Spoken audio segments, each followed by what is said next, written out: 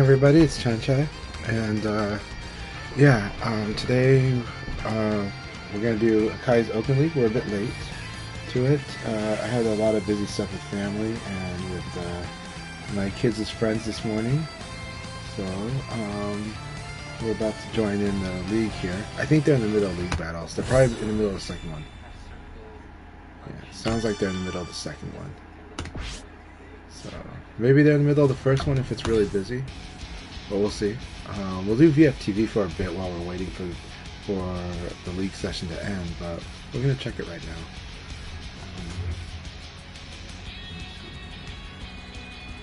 Alright, good. The correct game is set, but the screen info is wrong.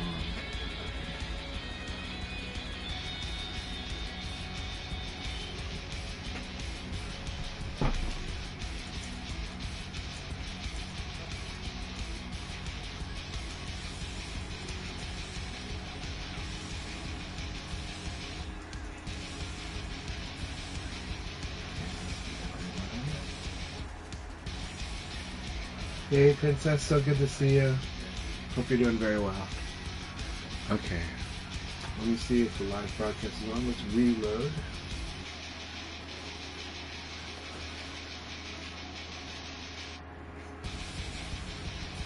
Yeah, except that I put the info on. Okay, good. Yeah, they're in the middle. Hey Tricky, how are you doing? Tricky, I hope you're doing really well. I hope you're feeling great. And it's been a while, so I hope you've been doing very well. We're now in September, and it's really good to hear from you. So thank you for checking in and saying hi. We are on VFTV for a bit until the league battles open up. So we're on podcast mode, I guess, or on Chanchai's chat room mode. Oh, thank you for the raid. Thank you very much for the raid. At the very least, I can commentate on these VFTV matches. Yeah. Yep, two senseis are here. Yeah. Well, Tricky is probably having a snack break or something right now. Right now, this would be about 3 p.m. for her. Yes, we'll definitely work on this fight time. And yeah, that would be wonderful. I want to resume the sparring. I'm really happy you want to resume the sparring. I just figured you were so busy. And it seems like you're busy. Also, congratulations. Congratulations again. Congratulations in the professional career. So, I'm really happy for you. And I saw that extra news recently, so that was wonderful. Yes. So, I do respect your time, but let me know. I'll try to give you some times that work for me, and then we'll see what works for you, and we'll work it out. Yeah.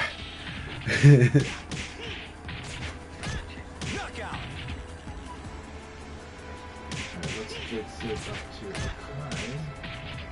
Round 3. It says Kai. Ready, go!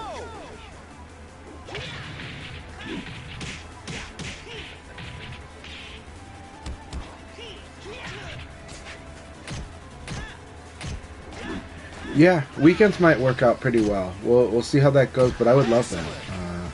So yeah, if it has to be a weekend, we'll try to work that out as well. Weekends are tricky for me because of family, but we'll work it out. Because I really love the sparring time with you so much, and always love hanging out with you. So I'm looking forward to it. Thank you very much. It helped me a lot, and it helped me tons. And I think you're gonna enjoy it. I think you're gonna enjoy, some of what where my game's been developing too. So. I'm so glad that you missed it just like I do. So, I'm really happy to hear that. So we just got to watch the usual Jackie versus Jackie match. It's well, at this level the progresses are a bit more slow, but at the same time they're incremental. But I think you're able to see them. So, and that's what's really also really valuable. You do see it when your opponents change. Yeah, we're gonna resume our sparring sessions, and I'm excited for it because they're a lot of fun, and we have a lot of fun responding to people's inquiries too.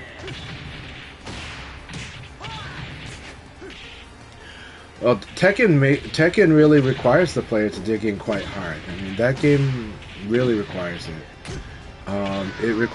But it also requires a lot of what you provide, which is the series, like the disciplined approach that you do. I think for certain levels of Tekken, I think it's pretty mandatory. You know, Tekken is a game that does not tolerate risk that much. It really doesn't. And you need a disciplined approach to correct that, right? For VF, you can go a long ways in VF by focusing on reward. By demanding, by taking reward, right? Tekken, you do that, but you don't. But if you disregard risk in Tekken, you just can't get through it. You know, you must manage risk on a whole level just to get to intermediate Tekken, just for high level Tekken, all levels of Tekken. That game is very, very much like don't F around in Tekken. You know? So the concept we're talking about is risk and reward. It's very important in all gaming. Risk and reward is a decision making. All decision making, you've got reward, the benefits for your decisions, for your correct guesses or your correct estimations.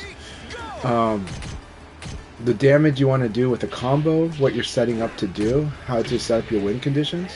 Those are the rewards. The risks are the consequences of your actions if your opponent does something that beats it. And in all gaming, it's super important. And in VF, it's really huge and important. But when we're talking about Tekken, the risk is like front and center. You have, like, the risk is the first thing. You're gonna lose in Tekken right away by not respecting the risks of your action, by not understanding what's risky. And your opponent usually loses at a beginner and intermediate level, at all levels, but especially those levels in Tekken because they did not respect the risks they were taking. In VF, because it's so rock paper scissors, you start off on the ground by being able to, if you can manage the rock paper scissors, you can manage it by winning on reward. And then you manage but then you do at some point, at some level, you will have to manage the risk. So you got to balance the decisions. It's the same when you sell houses. It's the same when almost all decisions in life, reward and risk should be measured, should be balanced. And to make good decisions, you want to get high reward, but you want to manage lower risk. Some things are going to require more risk to go for that higher reward, and that doesn't make it bad. It's just that you have to factor those things in. So then you look in a fighting game, you look at your opponent, and they're going to tell you how much of a bigger factor the risks are,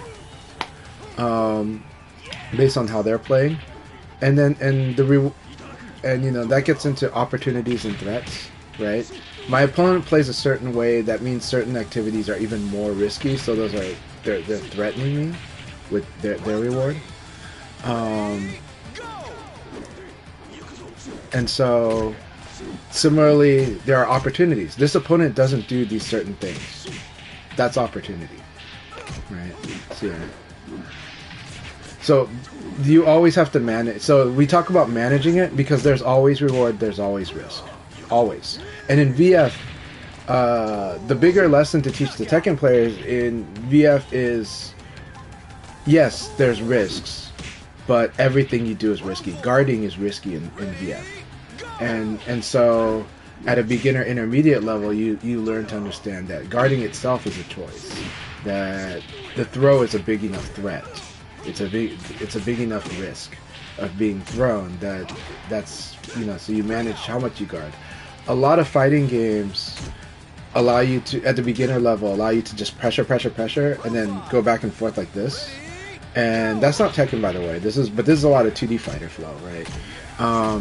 And so that's why people do have the habit of wanting to use spacing to minimize risk, at least at a beginner level of what their perceived risk is, and defending. And in 2D fighters and in Tekken, back is block, down back is low block. So spacing is a combination of spacing and defend and guarding, right? And in VF, a player can feel insecure because in VF you're pressing guard, and in VF when you backdash, you learn that itself is also risky, but it has a good reward if you know how to use it well and take that reward with it. But it's got risk, and so these are just kind of learning how you play.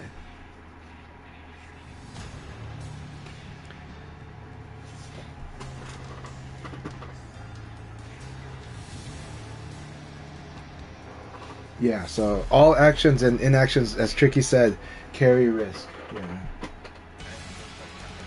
Yeah. And so the point I was making with Tekken is just that in Tekken, risky behavior kills you so fast in that game that you have to start from there, and that's where a lot of Tekken players come from. A lot of Tekken players, I want to block, I want to space out, and I don't want to screw up, and I'm afraid of having bad habits because that's really risky, especially in Tekken, right? VF eventually will punish you for those things, but VF gives you a lot of reward on all the actions if you learn how to use it right.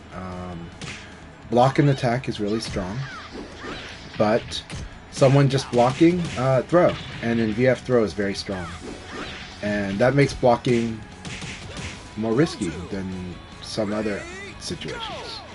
So yeah.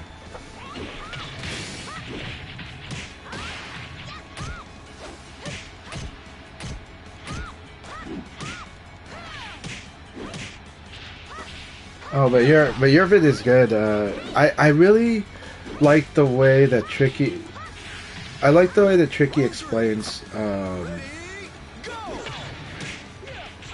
things in a fundamental way, in a clear way, because both from her experience as an academic and her experience as a professional now, where she needs to give very clear, direct instruction. Because the ambiguity is really bad in both fields, right? And she has to be kind of mindful of those things. So I think it's a real huge strength, academically, professionally, and in general, and in communication. And there's real consequences if the patient or the person that is seeking consultation doesn't really get the message. That's pretty bad. So doesn't get the right messages. Yeah. And so it comes through, yeah. So it's so good to see you all. Blurry, wonderful to see you. Jimmy, so good to see you. Thank you very much for both your support. We're excited right now. Akai is doing the leagues. I think they're in the middle of the second league, but I will definitely jump in after. Or it looks like the first. I think, yeah, round 4 of the first league. Okay, they started a bit later. I did tell them I was going to be late because I had to take care of stuff with family. But yeah, so everything you do in life actually is risk and reward. Your personal decisions in life, risk and reward is part of it, right? How do you talk to your family at the dinner table? That's a complete risk reward, right? How do we get the benefits of our company? How do we avoid the dangers of the topics? How much top politics do we want to talk or not talk about? At the dinner table. Every decision in life, it does involve risk and reward, and it's good. And that is also where the math of decision making comes from, is risk and reward. That's how you abstract those decisions, is by measuring those things first. You measure other dynamics too. But risk and reward is a huge one, and then risk and reward is the center of strategic analysis, like in marketing, right? And in basic marketing, they'll just typically call it a SWOT analysis, which stands for SWOT: strengths, weaknesses, opportunities, threats. Strengths: what are we good at?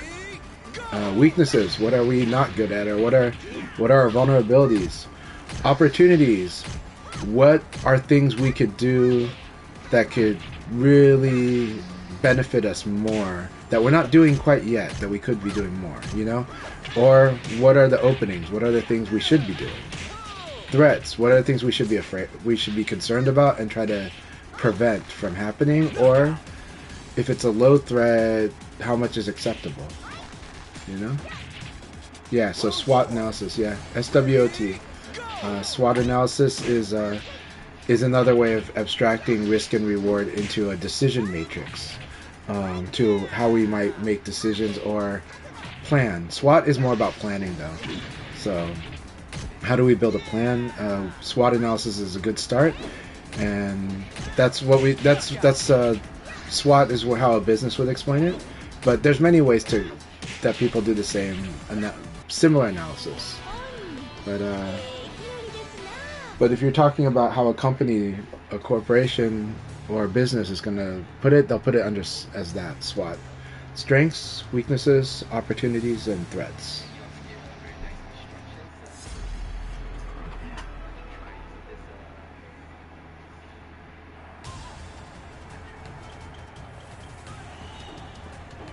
Yeah, exactly what Tricky said.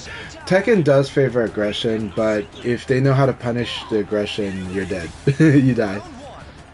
Ready, go! Yeah, it's really SWOT analysis is really great because it's just a clean way to illustrate and give everybody to understand what the plan is aiming for or what it's managing, right? But when we say manage, it's because you can't do only the good. Like, could try to do only the good things, but managing means that there's going to be because there's trade-offs, so things have to be managed.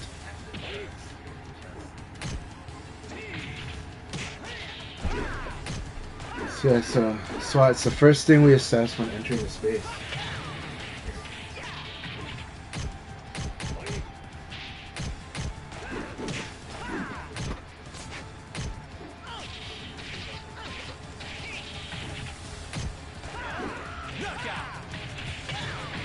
Oh, I totally understand, Princess. That's always a tricky one, I understand. We definitely understand comfort zones. We definitely understand. It's always a hard one because there are real risks. There are real threats, right? We do have real weaknesses. It's true. That said, to some extent, thinking about it carefully, of course, assessing the situations carefully, of course. Encountering more experience does help. Experience does soften our weaknesses and can help us improve our strengths. So playing more helps a lot, but there of course are risks to always assess, and just like going out to work,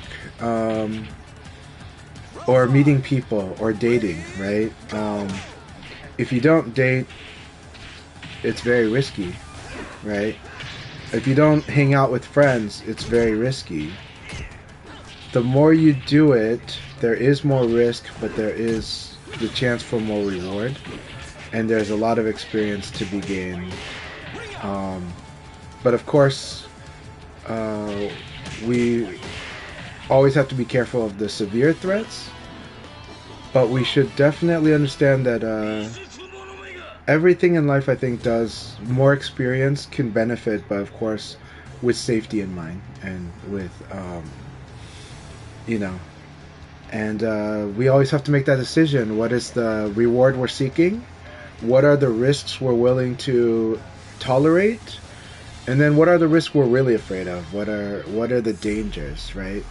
I do think as we're in a more online world and we're in a more digital world, this has become a harder and harder thing for a lot of people, and I'm definitely not tricky. I don't have the expertise to consult like this, and so there's not a consultation. There's just me expressing an opinion, and expressing how I interact with the world. But I do think that that these decisions have become a little harder for the individual, but in my personal experience, fortune favors the bold because sometimes I've had to just make those extra steps. So I've often had to break myself out of my comfort zone And if I don't have a job, a new type of job, a new career in the next, let's say, 6 months, it's because I didn't reach forward. I didn't venture forward enough. You know. If I'm to say why I've gotten as strong as I have in Virtua Fighter, it's because I took those steps. I fought people that were way stronger, that I knew I would lose. And I went to New York. I went to other places, and I created opportunities for myself to play more. And I wasn't afraid to lose at all, actually. So that helps a lot. And I think, I do think one of the biggest recipes for improving in fighting games is to fight more. But you know, there's a lot of Tekken players where they hate losing. Like, I hate losing too. I'll be honest, I actually do hate losing. But I just manage that. I just manage the way I feel about it a little, like the way I act out my feelings about it differently. I hate it as much as everybody does. I really do. But when you're seeing the way that I communicate after, it's because I try to rechannel it into a lesson, right? I try to rechannel it into what do I need to focus on to get better? How do I, you know, if I didn't, that's how I got better, right? Because every loss is this time to reflect, and sometimes the lessons are hard for me to see. You guys definitely see me repeating my risk. I'm a very risky player. But but that's also part of my learning process. I've learned to just, like, you know, do the stupid thing so you can master the response. do like, because I just need to see that situation more, and I probably need to see the situation more than a lot of people for me to actually improve. So I dive into the fire. I don't want everyone to dive into the most dangerous fires, but in the realm of fighting game, I think the fighting game's not going to hurt me. It's going to hurt my pride, but as far as inside the fighting game itself, especially online, dive into it, fight, you know, fight more. But yeah.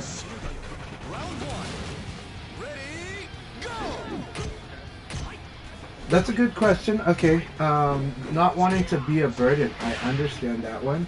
I would say, you know, it's okay to be selfish sometimes. It totally is. And a lot of times it turns out it's not so selfish. You know, in this Virtua Fighter community, it's true that we have a small hardcore community. It's true that we're not a big, super mainstream community. And then it's also true that we've been known to be very nice and very welcoming. And that's because if nobody's playing with us, we don't have a fun game. And so we end up realizing how valuable each person is. Even people that might not otherwise be comfortable with, we're happy to spar with them if they love the game, if they show that they might love the game like we do. That said, I happen to get along with everyone. But it's not a burden to us to want to fight us more. It's not a waste of our time. And if it is, well, you tried. And they tried. And both sides tried. And this goes back to friendships and dating. If we don't seek out... If we see somebody that we think we could get along with, and we don't pursue that friendship, well, it doesn't become a friendship. But if we pursue it, maybe it becomes a friendship, maybe it becomes a difference. If it's a difference, though, we both come out a little wiser, even if we didn't get the reward for our time that we were hoping for. And you know, but again, you know, safety first. But it's really important to talk. That I think. But I found that I've never been a burden to people, you know? And even if I was, then, I don't know. I don't regret the time. I don't at all. I never felt like I was a burden to players that were stronger than me. And I'm hoping I'm not a burden to people that are weaker and that I'm guiding, right? And they worry about whether they're wasting my time, and I make it clear to them, they're not wasting my time. I love the time that we're having together. I love their interest in VF. I love that they want to play, and I'm excited if they do get stronger and we have a rivalry. But I think you guys can watch from my YouTube channel that I have no regrets about fighting anybody. The only ones I might regret are people that really take it an extra step to want, because they want you to regret fighting them. Like they want to show you their attitude, and that just doesn't really happen. Like that, I think it's once in 5 years that I encounter that personally. But I'm the type that also is, when people act silly, I just treat it as silly behavior. And it's like, okay, well, that was an interesting use of my time, but I had fun. You know, that's just my personality. Yeah. Oh, thank you very much, Nov. It takes a lot of work, and it comes from a lot of things. I mean, it comes from the working world too. I have to train a lot of staff. That some of the staff is very educated, and some of the staff's not educated at all in the field of work that I've worked. You know, when I've managed employees, whether it was in restaurants or amusement centers, whether I've worked at events and I'm working with people, the education spectrum's all over. There are very smart people, and there are people that are not academically smart. There are street smart people. There are smart people that are street dumb. And I have to communicate with all of them. And then I have to communicate with customers. So with all of that, that's a lot of interaction. And it wasn't that way just because of my natural personality. Though that's, you know, my personality helps me. It's that way because of all the experience. Because working in restaurants since I was 12. Because I was very introverted and very quiet back then. But in the restaurant, you learn you had to take care of situations right away. You can't just go hiding. I mean, you could hide in the kitchen if somebody was upset, but you realize it didn't help you at all. So you just kind of learn how to face them head on. And when you deal with enough complaining customers, you realize it's not so bad. It really is not so bad. And at some point, you start learning how to manage the situation, how to bring the expectations to a similar area within each other, and how to work with them, and how to... I want them to have a good meal, and they want me to and they want to have a good meal too. So let's work on that. And then I want them to have a great experience. Well, let's work on that. And if they had a bad experience, well, I want to salvage the experience. Yeah. Thank you very much, Nova. I appreciate that. Thank you, Trick.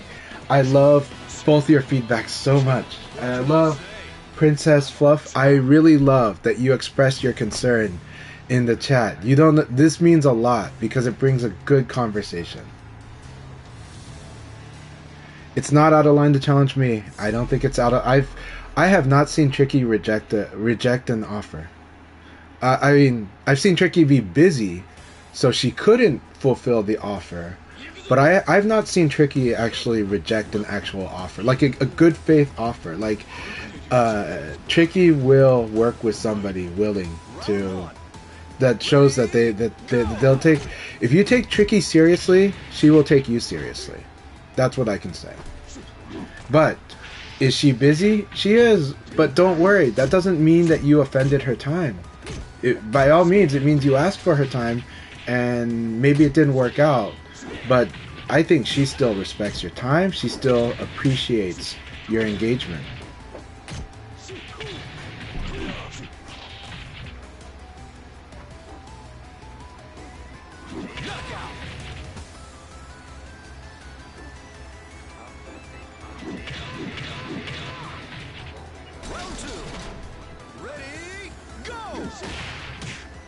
Yeah. That's awesome. When you finish that book, Tricky, I really want to hear about that book. So that book sounds excellent. That book sounds really excellent.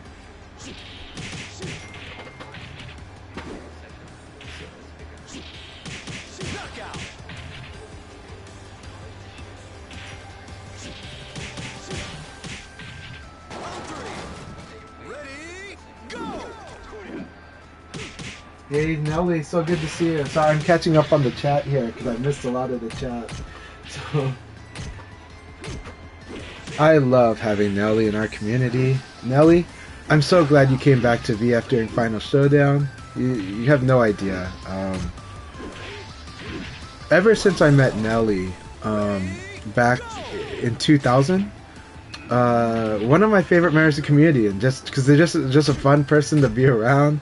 But Nelly also has a lot of natural charisma. I'm not that's a secret, but but especially back then. But also just fighting their shun back then was so awesome. It's such a good experience, and it's just scary, but it was really cool. And Nelly's just a good person, and you can see everybody light up in the room if Nelly's coming. So so.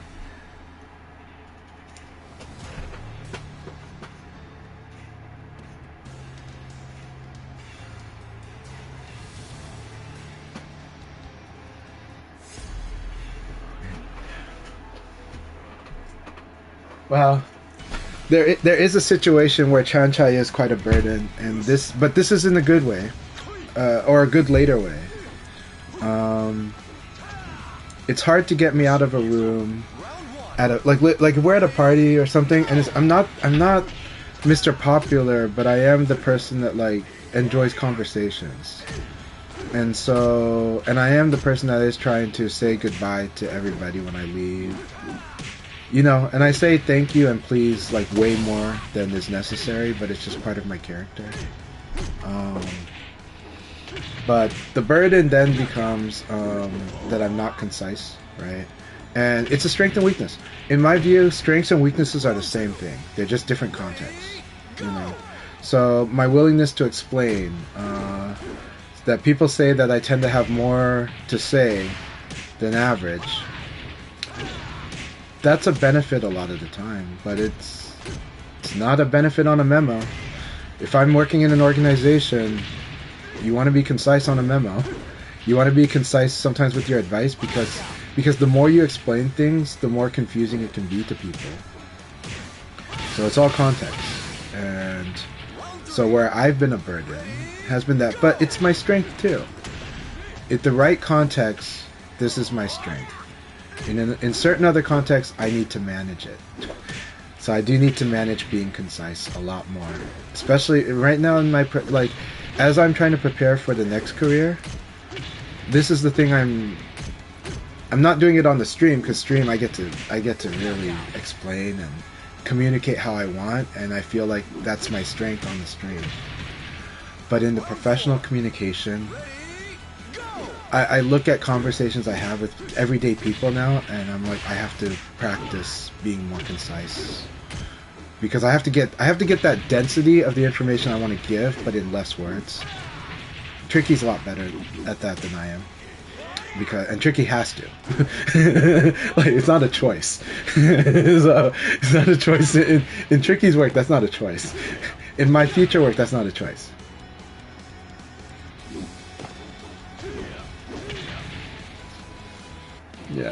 Yeah. So and in the future, in this next career that I want to build, it's not a choice either. Whenever talking to the executive type, you have to do this. It does bring up topics like culture to me too. I do happen to like communicating in text, communicating in DMs, right? I prefer to communicate that way, but whatever line of work you do or whoever you work with, you have to kind of meet people in the middle with where they're comfortable or where their flow is. And I've started to wonder about the cultural effect of this, because I have friends who feel like they can only communicate specifically on voice, on like a phone call. But I also have executive friends who will only communicate on an email or a text message or a DM. And then I had to ask myself, does this create a lack of opportunity for the friends that need to do voice? That they don't want to, that they feel less likely to communicate on text? Makes me wonder about that, but I also see it as just sometimes a difference in culture, but maybe it has accidental repercussions, because I am seeing that there is sort of an ethnic aspect to this. Not saying it's because of ethnic. It's just saying friends from certain ethnic backgrounds are more likely to be like, hey, I want to call you. Can I call you? But they don't want to, you know. And then other friends that say that are just ready to text and ready to DM, you know. And this is an interesting aspect, and I start to wonder. I guess for people that are seeking opportunities, they got to do a lot of all of it because they got to meet whoever they're communicating to. They got to work in the medium that person wants to work in sometimes.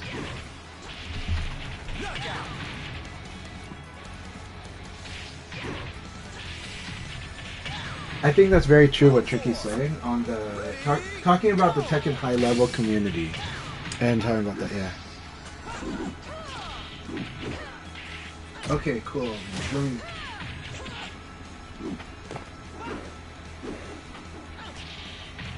Hey Nova, thank you very much. Well, for one, I really do like the other games, but two, it's one of those where you try to find the productive side of things, and you're like, you know, there's a good aspect to certain games, and this is what fascinates me. This is what I like about it. This is what tests me as a gamer in that game, right? So that's why I try to look at it that way too. But yeah, but also, I've seen in my life, insulting the other side or insulting the alternative is always bad, right? There, in the 90s, my family's restaurant and another restaurant that had a few branches became like the big Thai restaurants in town, in the whole area. And so you could say there was a rivalry, but we were never the type to kind of like to talk big, but they were, and they would insult our restaurant sometimes, and customers would tell us that they did that. But I would just say, well, you know, I mean, it's you're the customer, so if you like their food, I think that's great. If you love our food, I really love that. So you know, I mean, these two businesses exist in the same city. I don't see that it has to be one or the other. But I think you get to, you know, like, but I'd like you to have a good time while you're here, and I'd like you to enjoy the food while you're here, and that's like our job, and so that's all I really care about. If I don't need their food to suck for me to be happy, you know, and I think. Trying to insult the other restaurant, it makes it hard for me to see how that would make you enjoy your food more, you know, or your experience more. So okay, but I respect people trying to, you know, they're making their way in life, and we are too, you know. Hey, so good to see you, man. This is what a wonderful Sunday. Hey, Decepticon Swag. Everybody's Decepticon Swag is also a really fun member of the community. I love their support of a lot of fighting games, including Virtua Fighter, and their love of King of Fighters. King of Fighters is a series that also, like Virtua Fighter, King of Fighters is a series that I'm like, this is a series that I want always to be existing. I want always to be supported, and it just brings a lot of. They all bring their own different color to fighting games. So happy to have you here, Decepticon Swag. Welcome to this chat. And Dark Nova too. I love having, like, this is just this is a wonderful group that we have here today. What a wonderful Sunday. I'm doing very well, especially because I'm chatting with you all here. So I mean, I was already having a wonderful day. My daughter's at Portland. It's Rose City Comic Con, and I took her there yesterday. I had a wonderful time there. I took my kids there. We were there all day, but another parent is taking them today, and she's just having a blast with her friends. They're on the traditional fandom innocent side of cosplay, and I love that. I have fun chatting with the parents about the horny side of modeling cosplay, but, you know, and navigating around that. But you know, at the comic conventions, the horny side's not so much there. It's more at the anime conventions that you've got the horny side of cosplaying, you know, and the strong modeling side.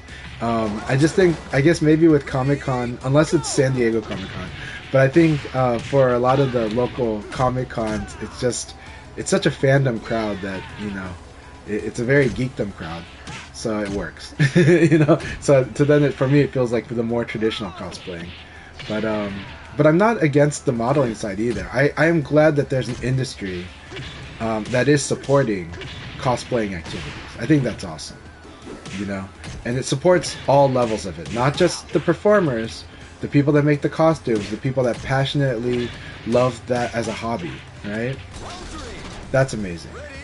And so having these multiple sides to it ends up all supporting them all. I just have to worry about, okay, you know, which places are going to have the public displays of affection I might not want my children around too much, and which ones are, and which place is going to be more kids like them and fans like them enjoying those things. So that's, you know, so as a parent, that's the fun part to navigate that. But of course, there's a lot of intersection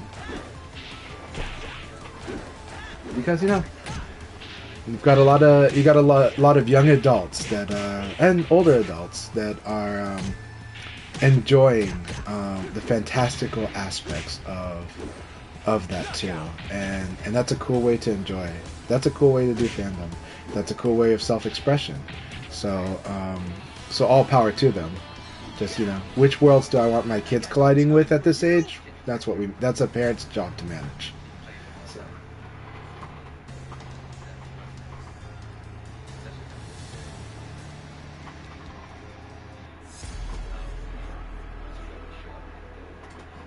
Man, there's so much I want to comment on what y'all said. I appreciate I appreciate what you said here, Nova. So, you prefer voice because it is a lot to read. Yeah, it is taxing.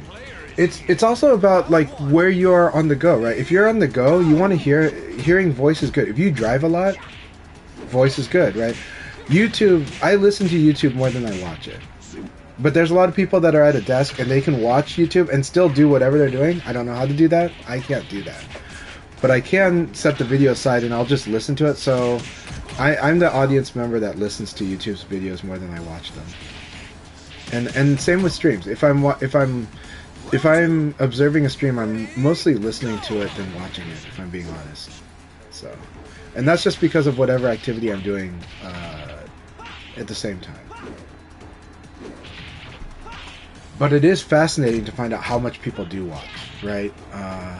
Because I get visual critiques a lot, you know, because I don't pay as much attention to it. I do pay attention to it, but I just, in my SWOT analysis, I just deemed that it is a threat, it is a weakness, but for how I'm managing the streaming in my life, it's not prioritized yet, but in the future it could be. Right? In the future, that visual presentation might be, because the line of work I'm working in, they might want to start watching my streams, and if I do that, like, I mean, just to watch a little bit, not because they're going to become fans, not because they're going to be regular viewers, but because they're looking at like my competence on certain skill sets, then I have to refocus a bit and make the stream much more visually presentable and audibly presentable too. So I might have to do that at some point because of that. You know, just like, you know, you understand that, and then player may look at your YouTube channel, and then player may look at your Twitch stream. So then it's like, okay, I gotta adjust for that, you know. And I'm not looking at it as rights. It's because of the type of work that I'm more interested in pursuing. Because the type of work I'm pursuing is that. Oh, the room is open. I will join.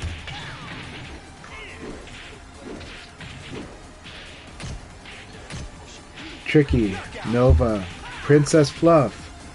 Thank you all so much for contributing to such a wonderful conversation. I am looking forward to rereading that transcript later. Tricky, thank you for the raid. I appreciate it. It's an insane amount. So, alright, let's go harass Akai. Hey guys, sorry I didn't realize when you guys opened. I'm doing good. So that was the first league battle that just finished? No, that's second. This one has a second league right now. Okay, are we still in it? No. I heard you two chatting. The first league is already finished. this is the last round of the second league, so there should be one more after this. Oh, okay. So you started the conversation. That's why. Okay, got it. Just checking. Okay. I was chatting with my screen. So. Because neither him or me are playing. Sounds good. Sounds really good. We were having fun conversations while the league was underway. So yeah, like I thought, I did miss the second league. Okay. Or it had like just started when I came in. So not a problem. Yeah. It's not a problem. I had a wonderful morning. Just my kids were going to. My daughter going to the Rose City Comic Convention. My son hanging out with a friend, and it was a bit busy in the morning, but I'm here now. So yeah, I'm having a great time. Hope you guys are doing awesome today. Okay, so I did get second place. Right, congratulations on second. Who lost? Oh, third. Yeah, because they're sharing Oh, first. Akai. Hey, B Ninja, congratulations, tied with Condor. That is amazing. Good job, you guys. That is awesome. That's like a third. Thank you guys for playing. You guys make a play. Please do so. That is the Ninja's and Contor's first place finish for this third quarter. Go back in, and then let me close around the first places. We should be viewable again. Passcode is 0908.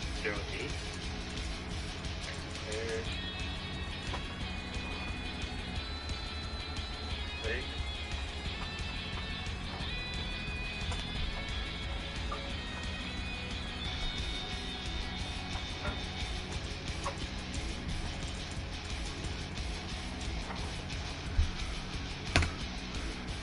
Alright, let's see. Here we go.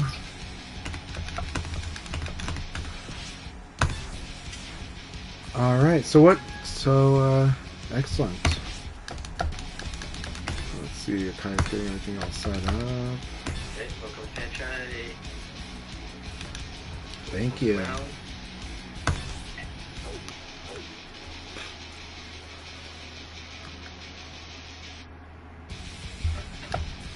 Did you see that bottom-mounted lever setup, Chancha? Yeah, you're talking about the punk workshops, Yeah. Very controller? interested. It looks really cool. It looks really, really cool. Yeah, he mounted everything. Very interesting design. That narrows the use case, but it is very cool, and I think it's pretty exciting. Yeah. But it's his build, and that's what's awesome. He's expressing his ideal full build, and then Mhm. I couldn't help but did it look like those were magnet clasps? Are they clasping by magnets? I think so. Because it doesn't look like those are bolts. That looks like magnets to me. Looks like it's magnet clasped with like a removable lever. So, you don't even have to remove the ball top. You just need to remove the lever, and then you can pop off the panel. The thing. But yeah. but with how many of those things I saw, that looks like it's probably a magnet build. Let me look again. So it looks, Punk is a very creative creator. So I think it's along those They're lines. magnets.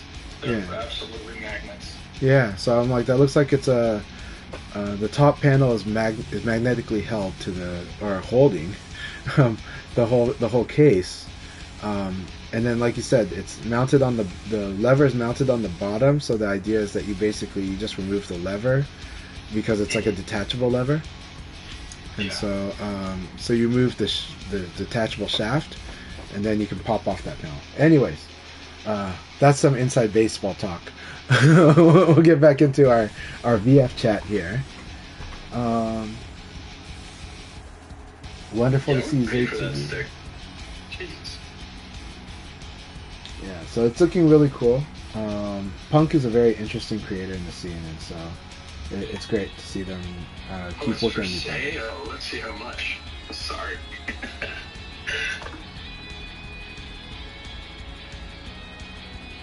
Yo, it's not bad.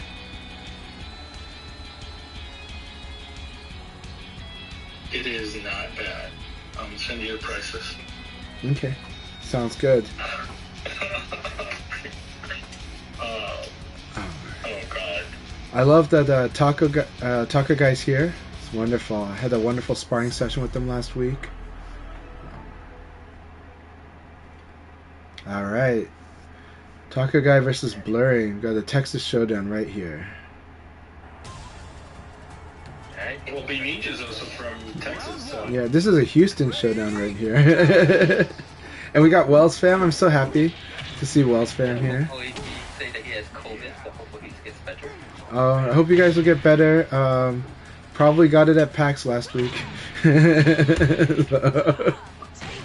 They, you know what was awesome? LD Wells. That would make sense because Shidosha's also down. Yeah, a lot of people at PAX got COVID. So, LD Wells and Pasadena ended up they ended up fighting each other on the stage at PAX in Tekken. So that was pretty cool.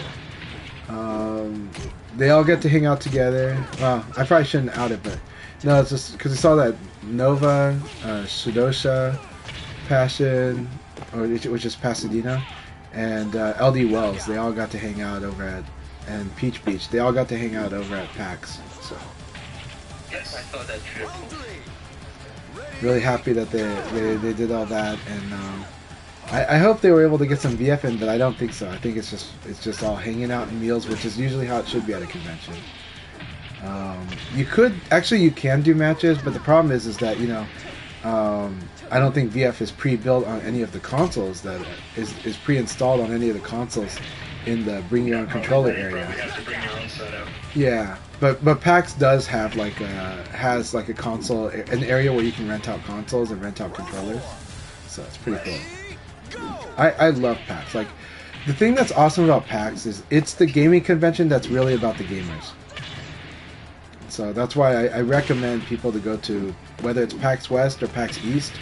They tried doing PAX South, which was Texas. But anytime, if there's a PAX in your area, you should absolutely go. Let's see.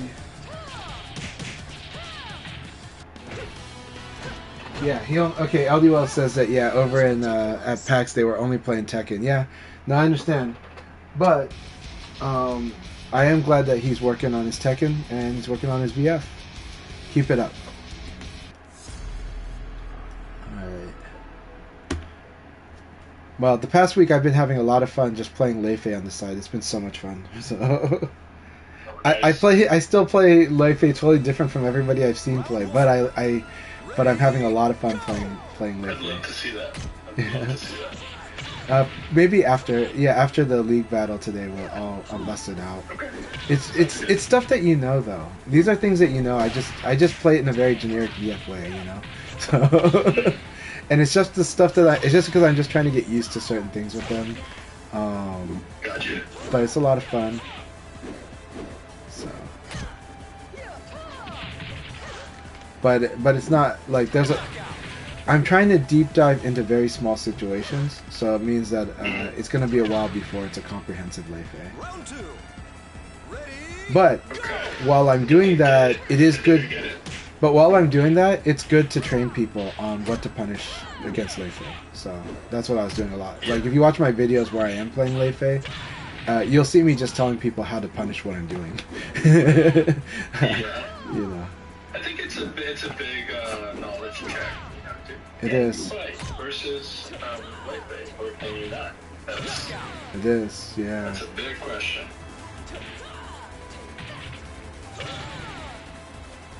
Round three.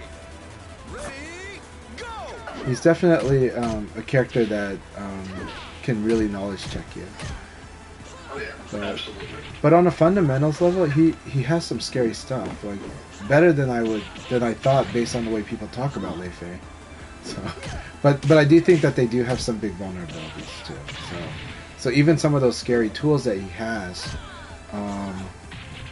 it's like the same issue with Akira and John. Like you can play Lei Fei in a way that is similar, not the same and not as strong, but similar to the way that Akira and John function. But if you do that though, the risks is there's some pretty big risks, right? You basically don't want to get evaded if you play this way. So you want to, so you're actively fighting against evasion when you play this way. If your opponent evades. If your opponent doesn't evade, this way will probably wreck them. Not wreck them, but it will be very frustrating for them until they realize they should start evading. You know? Yeah. I mean, that's part of the tool set. I mean, you see numbers play, and it's a big part of how he plays. Yeah. He's forcing you to evade, and then he's Punish the punishing evade. you for it. Yeah, well, and the thing is Lei Fei is good at punishing evade, right? He's got really He good, is. like, okay, you want to evade to his stomach, but the problem is his 6K is so good. so his 6K is a full circular that's 15 frames. That is really, really good. You know, and so it may be a high, but if he's got you just focusing on evading to his stomach, that 6K is stupidly good. Yeah. I Yeah. mean, there are ways around all of that, but Yes. you have to lay into some other things that he can punish you for. Yeah. So it's a lot of building that in a very specific way. It's not a lot of how you play Virtua Fighter. It's more of a specific way how to play Lei Fei. No, Or for sure. against the Lei Fei. I don't. Where people kind of get stuck. LD Wells feels that 6K is useless because of ECDC.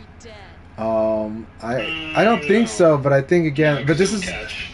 still not about. CCDC. Well, I think the thing about VF is you don't let the fact that the answers exist deter you. You figure out how to make your opponent focus on different answers. You know, you have to direct where their answers are, what answers they're doing. You know, That's why I always throw back, man. It's the heavy bias way of mixing people. yeah. Ready, go!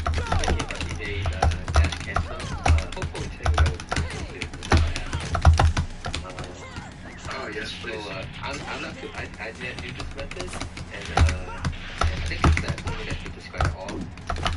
But people for characters that have a forward punch or a forward punch, figure the input method so that if you want to just evade, cancel into like your elbow versus your forward punch, you can do that. So Round two, hopefully we'll post them on this. go!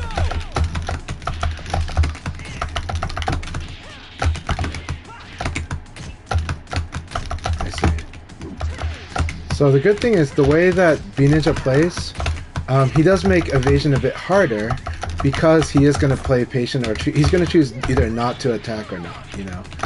And so it's really good stuff. I really like it. And then also, he knows to throw. He knows to throw stepping. He's very good at doing that. Round three, So I love this. ready, go!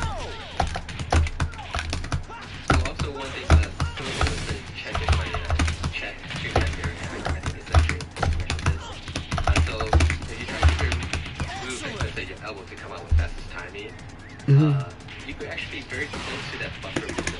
Yes.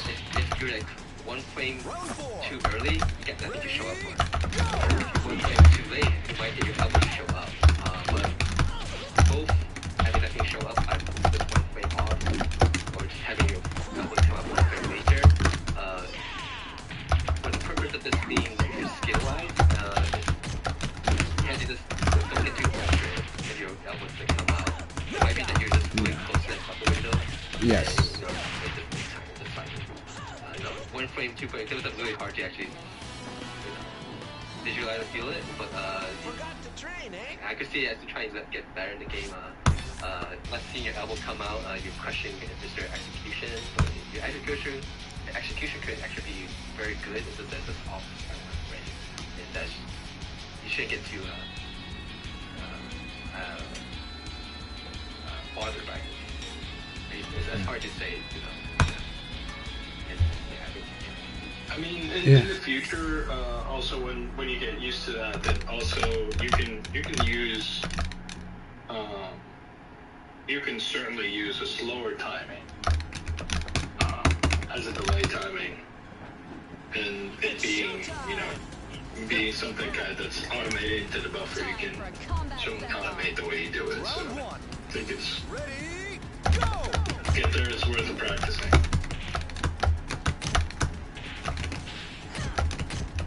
Alright, got 2 more matches remaining. Thank you very much. We will have to come back. Bring out! And we will do a joint tackle 0908. Round 2. Have a good day, Stay Tiggy. I wish I could have fought with you. Very nice.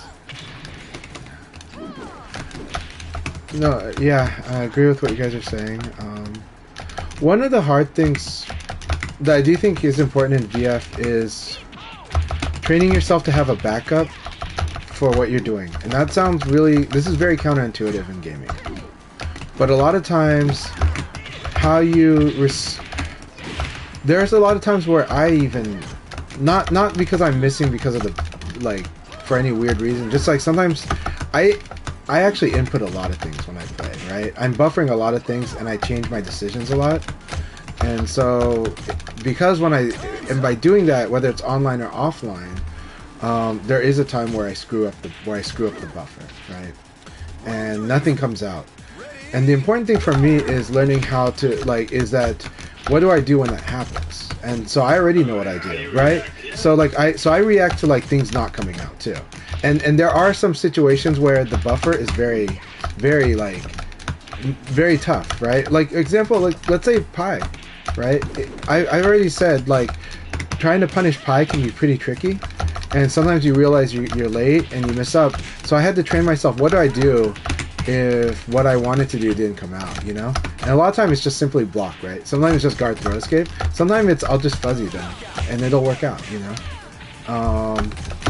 But that's also what's allowed me, so I queue up a few different backup plans, and not that I always punch them in, but I just, my mind's always open to just stuff not happening.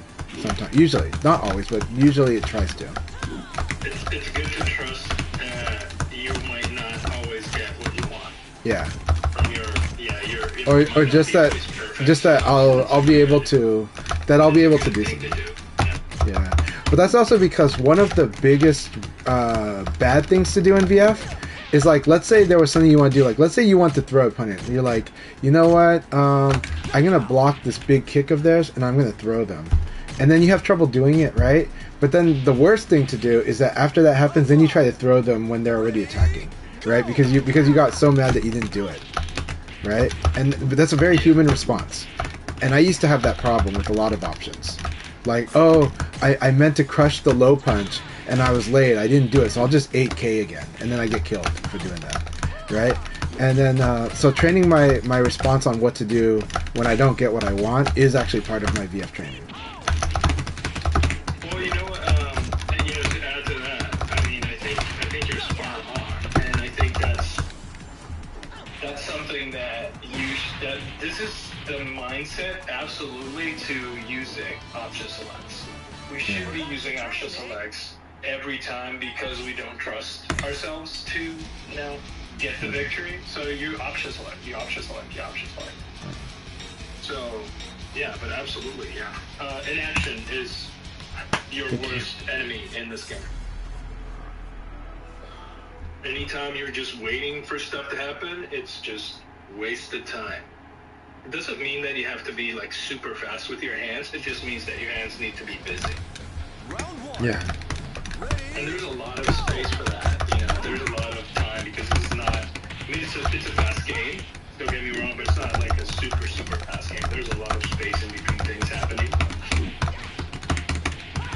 or at least that's what it feels like to me. And might be wrong.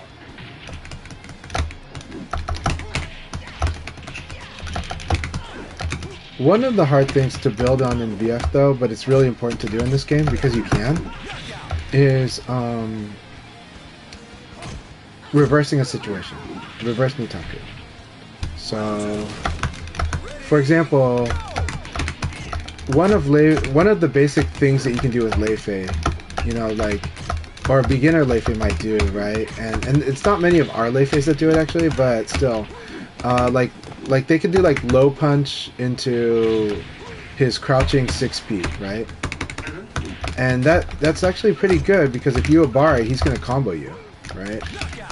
But then you tell yourself, well, actually, later on you learn that that move is incredibly evade punishable. So sometimes you can just take the low punch because you know that if they hit, you fight somebody and you're like, when they hit with low punch, they always do that move, right? So then you just go like, okay, I'm gonna take the low punch and then just evade, and I'm gonna evade punish it because I can evade 6K that, you know. It's just like, you know, so that approach is scary for someone learning VF, but that is a really important thing to do in VF. Is sometimes let them get the small hit that they want if it's going to guarantee that if they're going to absolutely do this one thing every single time they hit with a certain thing and there's this thing you can do about it, that becomes a read that you can act on in this game. And that is something that we do. So a lot of times they're like, well, I kept hitting you with this thing. Why do you like let yourself get hit by it? So I could beat the thing after? Sometimes it's because I want you to do that instead of something more dangerous, you know? So Yeah, I'll do that. I'll get hit by certain things. I'll let you punish me with certain things just because I know that I have the answer to that and I can use it as a read in the future. yeah.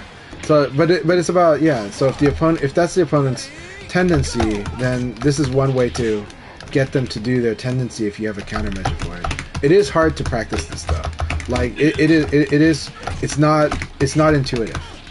It's not intuitive, and because it's not intuitive, you're naturally gonna you're gonna fight with yourself about like, oh man, my fingers keep blocking when I know I can just crush that thing, you know.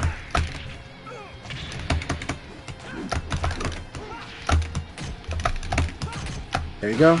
There you go. Good game. Good game. I'm having fun with that. So really good stuff, Tucker guy. That was great. Alright, we're going to start the league now. Last one of the day. Usually people continue playing afterwards in the room, so. Alright, we got 9 players. Alright, good luck everyone. Good Let's luck, have guys. fun.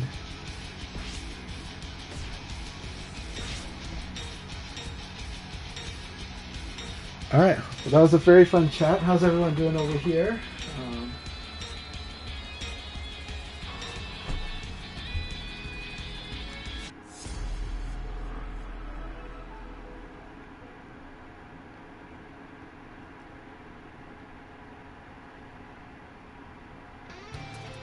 Round 1.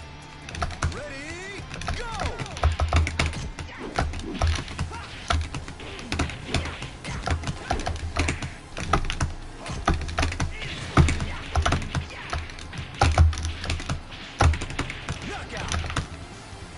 After this game, I'll tell you my thoughts, Silverbolt. I don't think of it as a right and wrong thing though. I mean, not in terms of a thing. Maybe just the approach, but even then, it's not. It's not an approach. It's not even wrong an approach.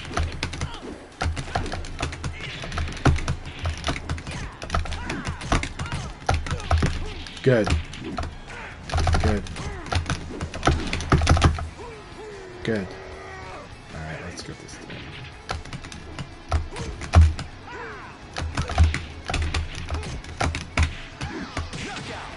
That was a very fun round. Very fun round. Okay, let's give you hell. That was an awesome round, actually. Ready, go!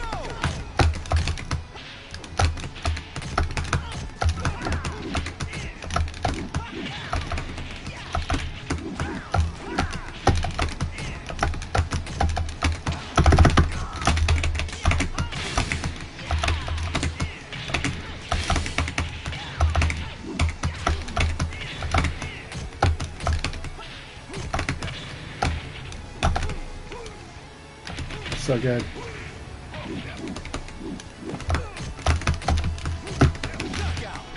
This follow-up to that is the risky part. That was the risk. Ready, go!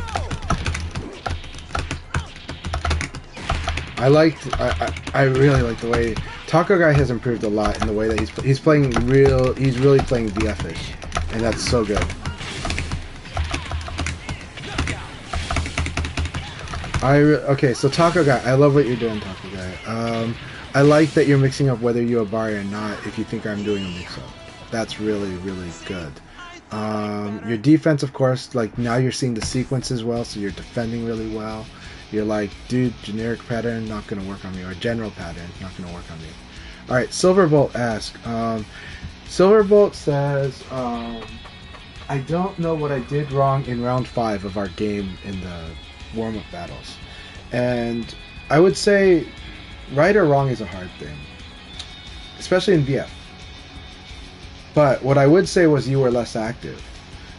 And being less active is not wrong, but it does increase the need to capitalize on opportunities that you may have. And that's harder.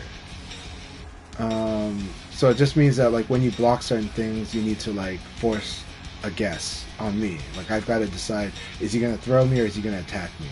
And if I guess wrong, you make it so that I would lose that on that guess. This is something that you do some, but mostly you're doing it in a way of like you're crushing or not crushing. But you do throws, so you are doing this game. So I just felt it was less active, so it's hard to assess the round 5. I just happened to win more in the round 5 on allowing a lot of opportunities to pressure you.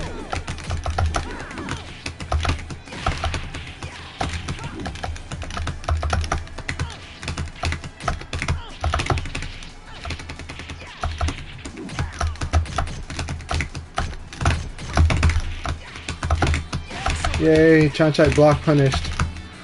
Chanchai also did a big damage block punish for once. That was good.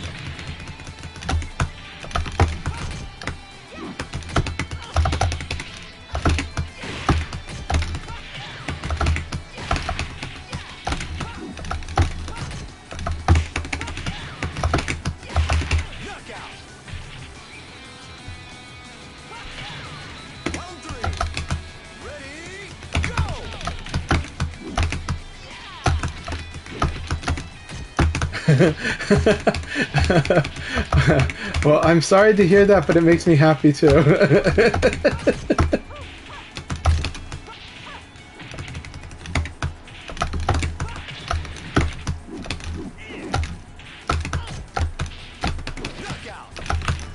Yay, I did the answer against the double elbow.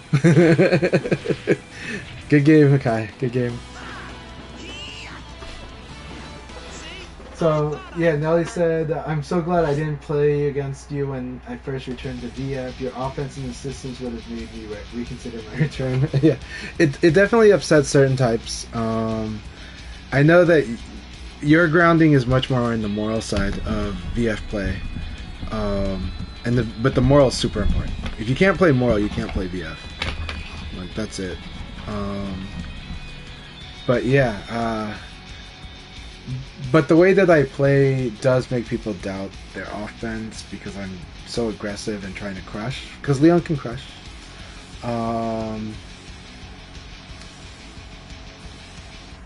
Makes you doubt general tools because I am going to try to beat the tools you use, right? And I'm very aggressive, and my character has a low mid mix-up. That's pretty good. That said, it forces the opponent to have to get good at, or wanting to get good at, low block punish or low evade punish.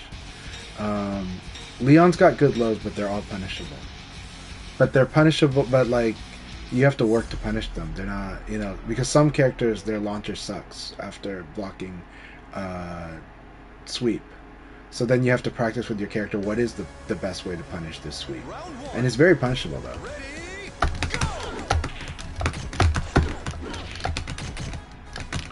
I'm feeling a slight lag fighting against B Ninja, but it's okay. But now I see what we're doing.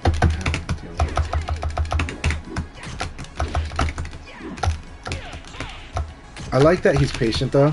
He's not gonna let me evade, so I have to do stuff like delay evade, right?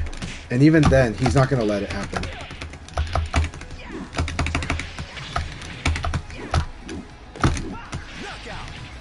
But Our connection's not the best today, and I'm sorry, B Ninja. I'm sorry that our connection's not the best. I'm fine with it, but I have to just keep it in my mind. That was good.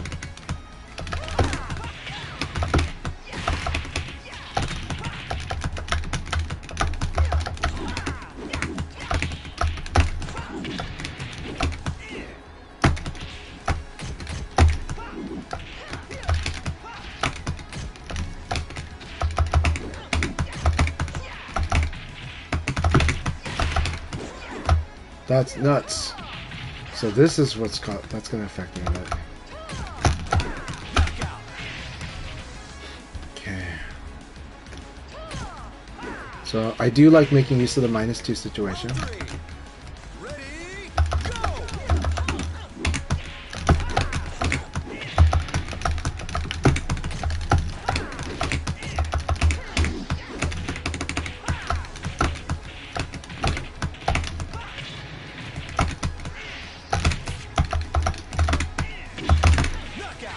Alright, good game. Good game, B Ninja. Sorry our connection wasn't the best, but I always enjoy fighting you. I really do. I really like your approach to Vanessa, and it keeps me on my guard, and it makes me change the way I play. I really, really appreciate it.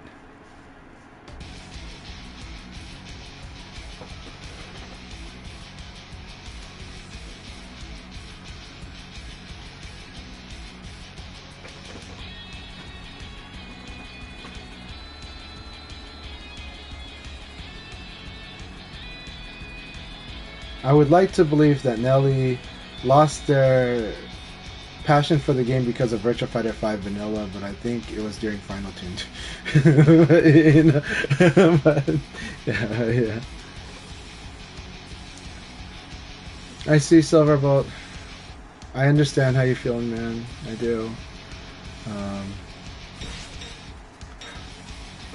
Thanks for hanging here with us, though. Thanks for hanging here with us today. Still really appreciate you, man. That said, I hope everything's going well in Chicago. I hope the weather's been good.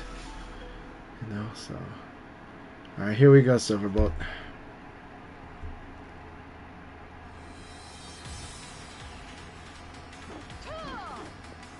You know what you're getting yourself into. round one. Ready, go! I'm really glad Nelly came back too.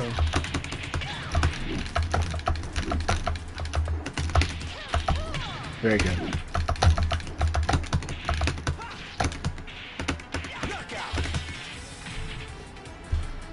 So after this sidekick guarantees the PKP. Round two. If I hit the sidekick like that. Go! Very good.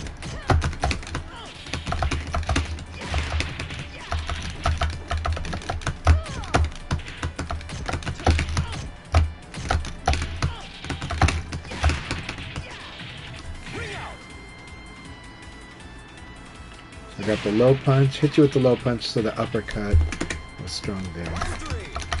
Ready, go! This is, I got you on the side recovery hit. Actually, that was a side counter hit. So.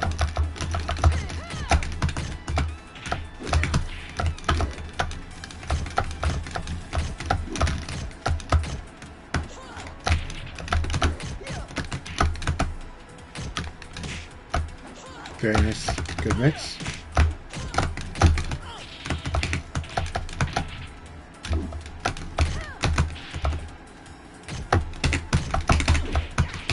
Good game.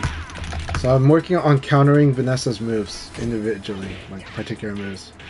But right here I was going like, okay, now he's going to try to do something, but I can do fast enough to do the kick. So, good game. Good game. I know that that's tough, but it was a good game.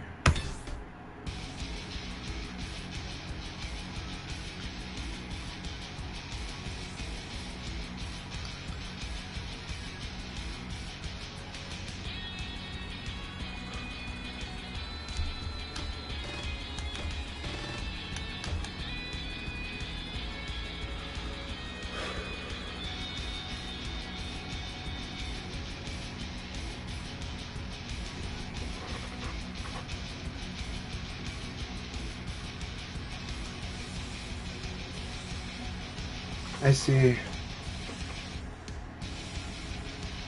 That can be that does happen sometimes when we're adding skill, is that as one skill goes up, the other side starts to have a performance drop. But hang in there. In my experience, they do both go back up. But it takes a bit. It is a hard part of the learning process. I go through it myself when I develop certain skills. Other things start to drop performance too. Part of it's because I'm processing what's going on.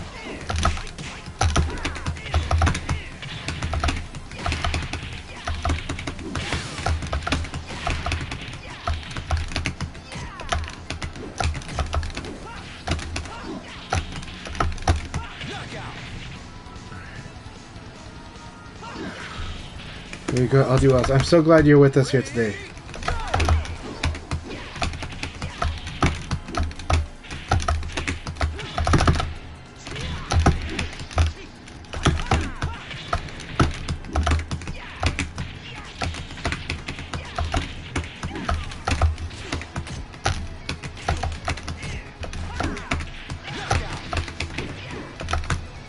We gotta spar more LD Wells. I really love when we get our long sets in. Nice.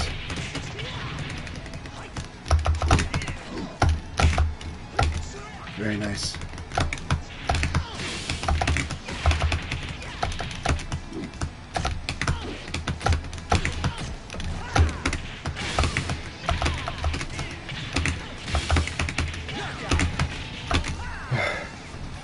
Let's have a sparring session soon, because I really love sparring with you, and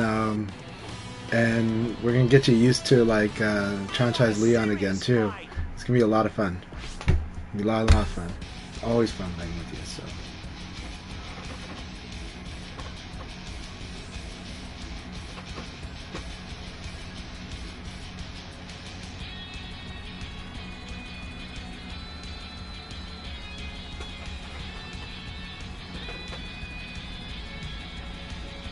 It is very difficult to be a wall in VF. The crouch dashing wall is like the 2G wall is actually very good. It requires so much skill that I can't teach the 2G style of play until someone's really good at like a lot of other things. Like what Tricky and some others call, and Setsuna calls Fuzzy Guard 2.0. I just call it 2G style, meaning crouching and guard. You can't play it at developing levels. You have to be pretty much a master at the game to play that style, but that style is so terrifying. That is the wall of VF. That's how Shuopan plays. That one is the real wall of VF, but that one you have to be so good at doing a lot of other things that require quite a bit of skill to really end up being like to use that style. Jimmy PKG from Hong Kong also plays that style in offline. I don't know how online. I think they gamble a little more, but offline, I know from fighting them that this is the style they try to play. It's so hard, and actually, it's a good fit for Eileen. Such a good fit. It's a good fit for every character, but Eileen is very good at that actually, because of her ability to do some big damage on certain types of mistakes. So then playing this way would help mitigate the risk, but it requires a lot of skill. Fuzzy guarding is pretty much... Being very good at fuzzy guarding is kind of the first way to be a wall in this game.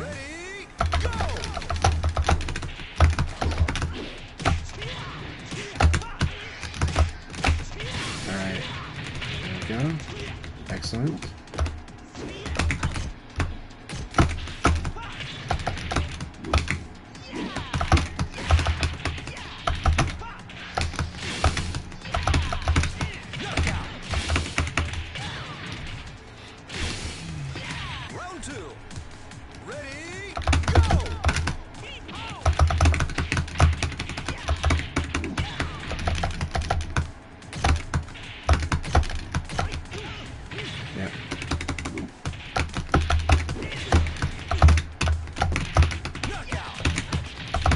I buffered something too early, so this here is where I screwed up because I input 4-6 kick plus guard too early and it didn't come out, so then I had to change it to a different move.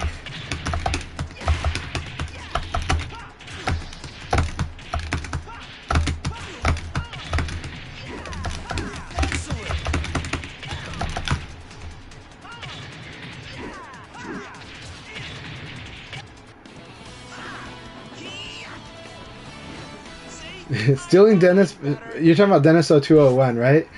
But both Dennis 0201 and Dennis and Denkai both have really, really good movement, so it's good to steal movement from both of those players. Dennis 0201 does basically the old Taiwan step, but in VF, and it follows a lot of the same principles of movement in Tekken. So Tekken players understand Dennis 0201's movement like right away. When they watch Dennis 021 play, they're like, "Oh man, I know exactly what he's doing." You know, so Dennis 0201's movement patterns are so good to learn.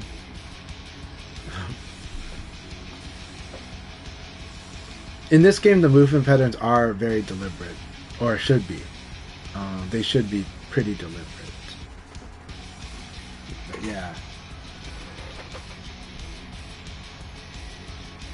I love his Jackie too. I love his John too. Man, he's leveled up his John to just the most terrifying degree now.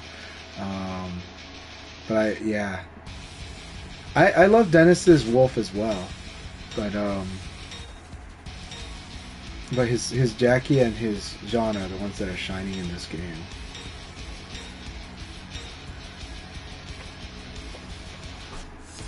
So proud to have him as a sparring partner. Alright, Setsuna, here we go. Awesome, Setsuna played in tournament mode this last week, or yesterday. Round one. Ready, go! God, that's so scary. Freaking super dashing level.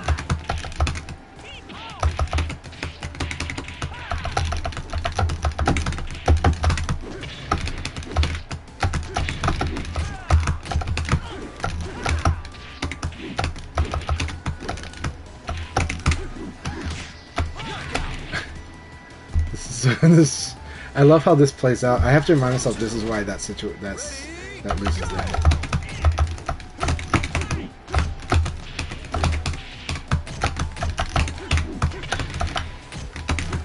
I see. This is interesting. Now I'm starting to see what's happening in some of these matches. It's so confusing, but yeah, now I know why these weird shit happens.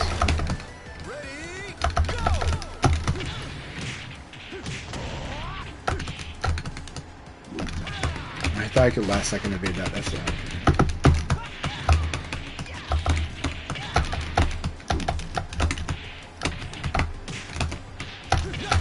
I could evade here. Good game, Setsuna. So whenever I try to sit and watch a Setsuna, weird shit happens because he'll do something like 666p, right? And then you have to remind me yourself that 666p will like crumple on normal hit, but I got counter hit by it, so it's like, huh. And I think it's because he caught me backdashing or something, but yeah. Yeah, movement, so movement is a really big thing in this game. That was a good battle, Setsuna. Thank you for that battle. Thank you very much for that battle.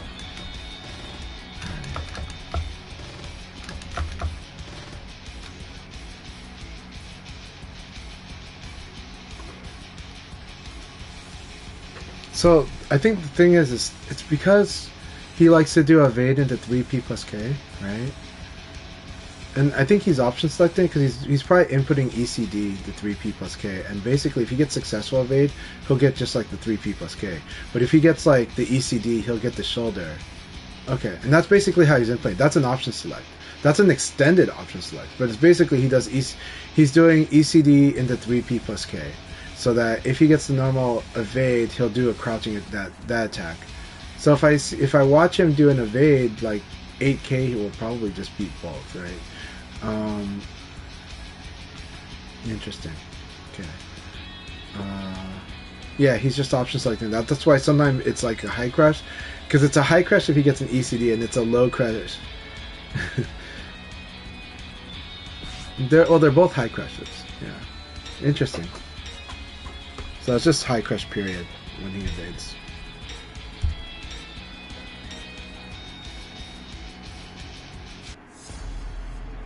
Alright, blurring, here we go. This is going to be an intense battle. Blurring also makes me think really hard.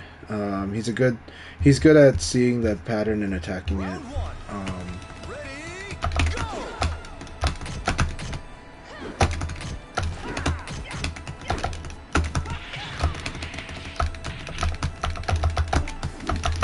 That was me like realizing that I'd screwed up against. I'm screwing up a lot. I need to not talk now. All right, let's see.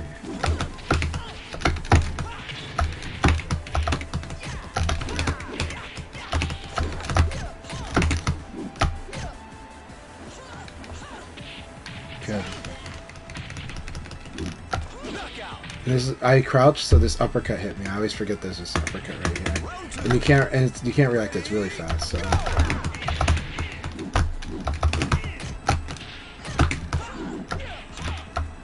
that was so good. I thought I blocked that. Oh, this is ring out. No, it's not.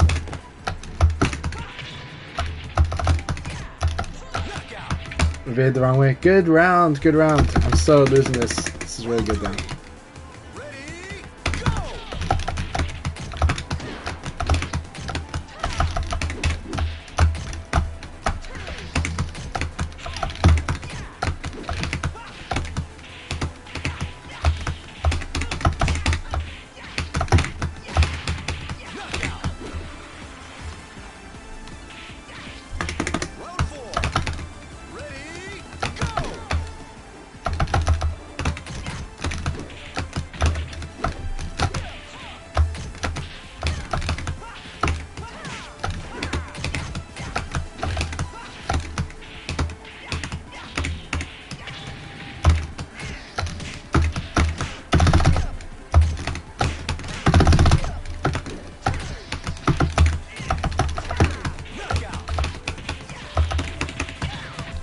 I'm like telling myself, if I screw up here, he will ring me out.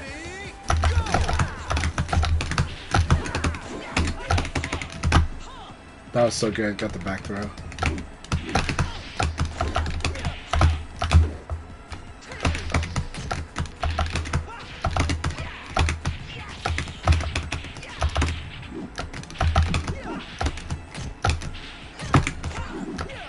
Good game. That was so much fun. Good game, Blaring. I had a blast with that. I had a blast. That was a really good game, Blaring. I like the way that he's playing this matchup right now. That was so much fun. It's really, really fun. Good fight. That was an awesome battle.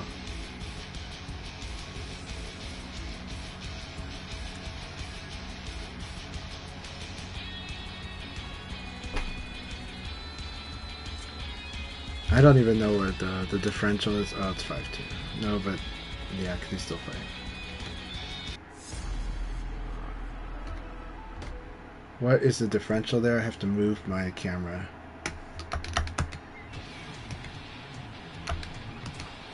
Round one. Ready? 12. Okay. Oh, Setsuna's gonna win this. Okay, Setsuna will probably win this league battle. So, it's really good. Alright, let's see.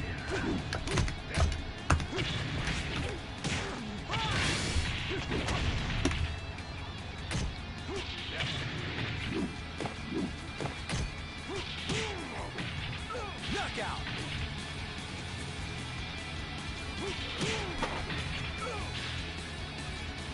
Round two. Ready? Go!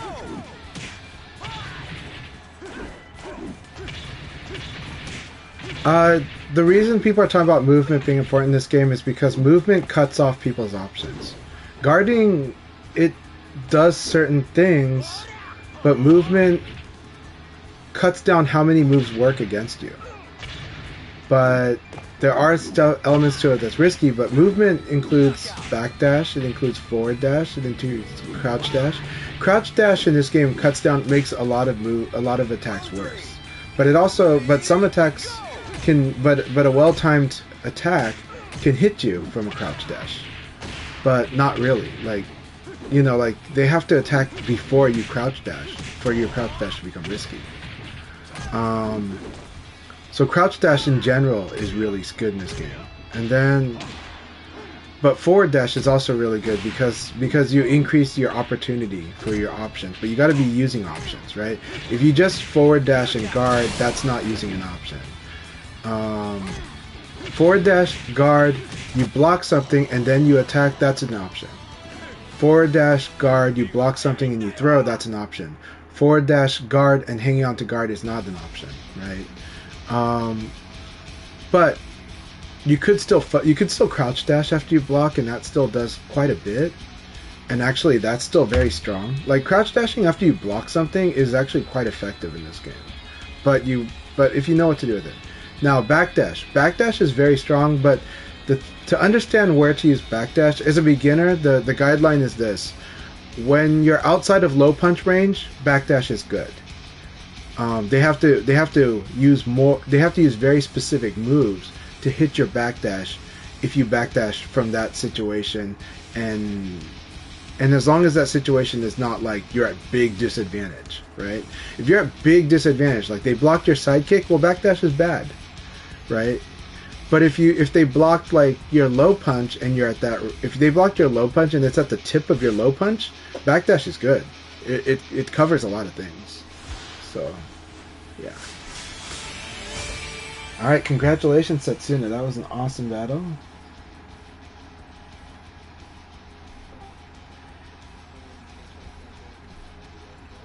Everyone's 6-2. All right. Awesome battles. Congratulations, Setsuna.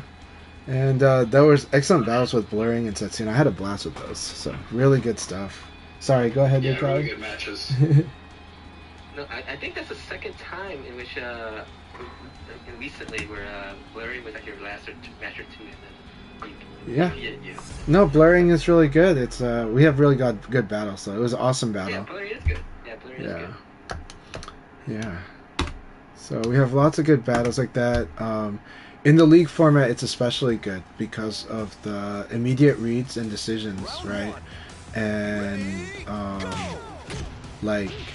so I mean, in the league format, this is the challenge, right? If I guess wrong against Akira, it's pretty bad. Now, Vanessa, it's a more balanced matchup, so it's not like a matchup on balance or anything like that. It's just but Blurring's Vanessa is very good at reading me and very good at reading in general, and also Blurring is good at converting damage. So it was really good stuff. You know, this is where Vanessa is good at converting damage. But she has to work hard to get her stuff, just like Akira does, right? With Akira, I have to remember like how scary ECD into 3P plus K as an option select is, and that means that like I have to remind myself, okay, if he evades or even fail evades, high attacks are just really risky against this, and then if I forget that, it's gonna cost me a round, you know. And but at the same time, that's what works against me because I like to evade into high attacks. You know, or I like to do high attacks in situations where people might evade. So, so things like delay 4-4K is very open to that option select. You know, so it's good stuff.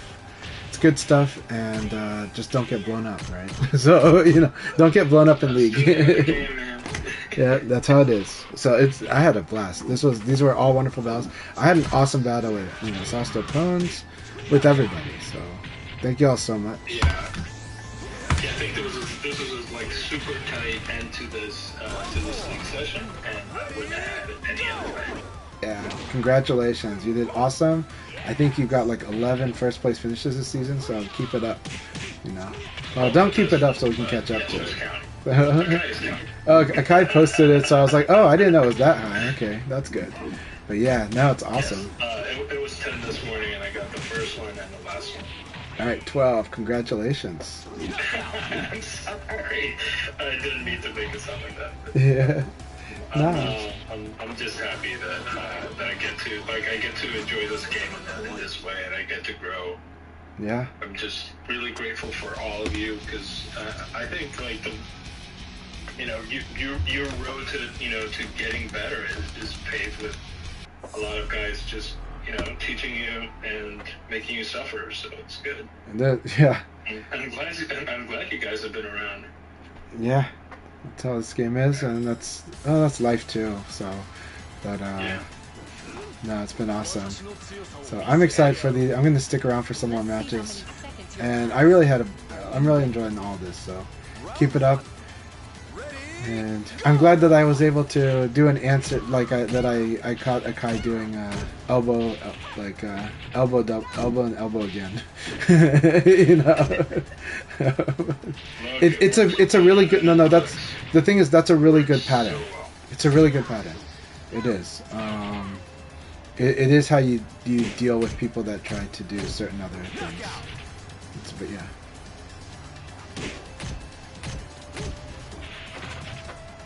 I think that's the thing that I want to say I've learned the most by playing Akai. Is he's got such strong fundamentals that he'll make something that looks relatively simple into something to a tool that's very very hard to play against and figure out, and especially if you keep being stubborn like me and keep trying to do the same thing. Yeah.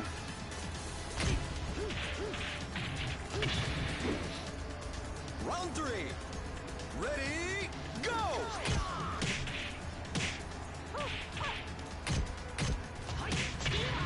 Wave Fade is really minus after 1P plus K, right? That should be 1K plus punishable. Which one? 1P plus K should be like punishable by Yes. Sarah's By a 1K. lot of things. Like it's probably minus 18 at least, right? What's 1P plus K? That's his, you only live once longer? Yeah. Yes. Yeah. It's like my Dude, 15. that thing has got that move has got 9 lives because he doesn't move forward at all when he does that. So, and Yeah, like and that's it's the a thing. yeah. He made the property too. I mean, if you do it out of a backdash, it's like you're getting away with murder. I've seen that thing get away from mitts. Yeah. Oh, you're not getting away with murder. You're using that move properly. It's only minus 15. Okay. True. It's only minus Yeah. 15. Okay. Yeah. So Sarah's got to just 6 PK that. You know. I think Sarah her 15 frame Punisher is just 6 PK. Look, That's it's it's a good move. 6 PK. 6 PK is so good. The Okizemi is ridiculously good on it. It's like if they stay down, she gets more combos. You know, so it's like so like 6 PK Oki like hell. You know, it's a really good move. I'm hoping playing Sarah get better at the Okizemi to make up game better. Just one Every, next Start off by being greedy with 1K plus G. Start with that. So you elbow kick them, but I think actually the real thing is you dash in and do low punch. But start off with 1K plus GK and into 6KK. You know? And just start with that. And then when you've gotten them to finally stop staying down, then you start doing 4K. And you do 4K so that you can get into Flamingo and just really make them hate getting up. You know? But that's at least that's my beginner version of Sarah Okizemi. Is you start off by picking them up off the ground and comboing them with 1K plus G, and you learn which knockdowns allow that. By trying to do that, and then you when they finally stop letting you do that, then you start applying 4K, and then from there you can learn a lot of different things. There's a lot that she has. There are special knockdowns where 9K plus G is a really good Okizemi, and it's not intuitive, but you'll have to watch like Dark Nova to see where he does that because it's very scary. You wouldn't, or sorry, I meant 9K plus G. You just wouldn't imagine that 9K plus G would be a good Okizemi tool, but it is. But it has very specific knockdowns.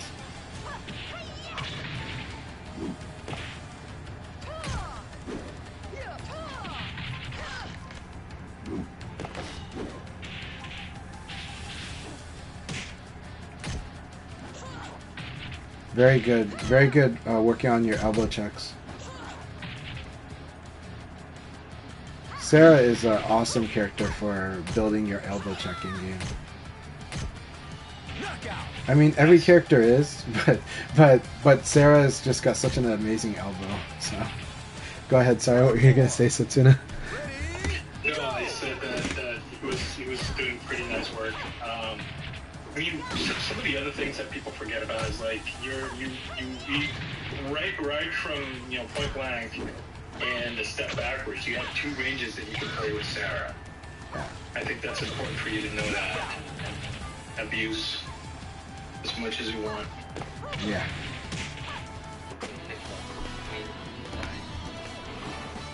Better run home to Mama now. Yeah, I think capture device is dying soon.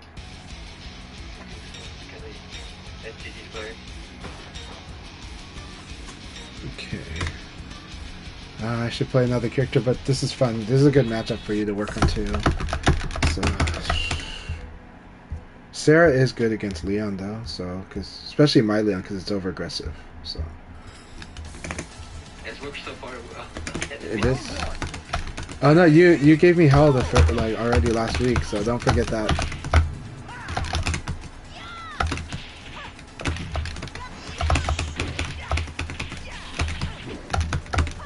Very good going for throw here.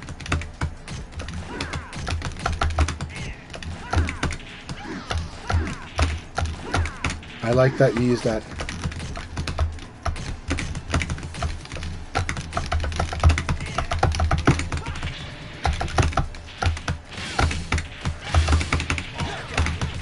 I really like her for kick too. Round 2. It's really good.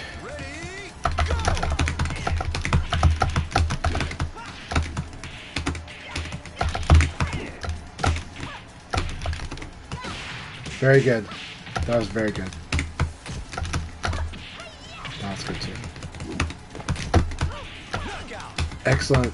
Good round.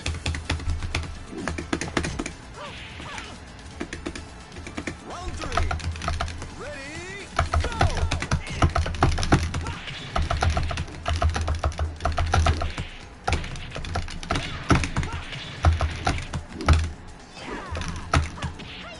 Excellent. You're good, babe.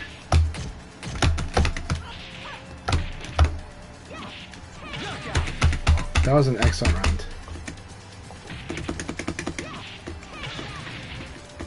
Round 4. Ready, go!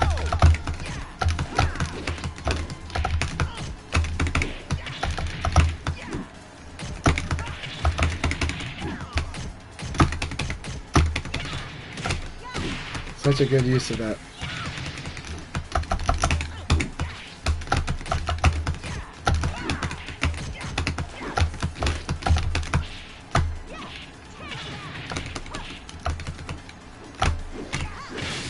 Good game.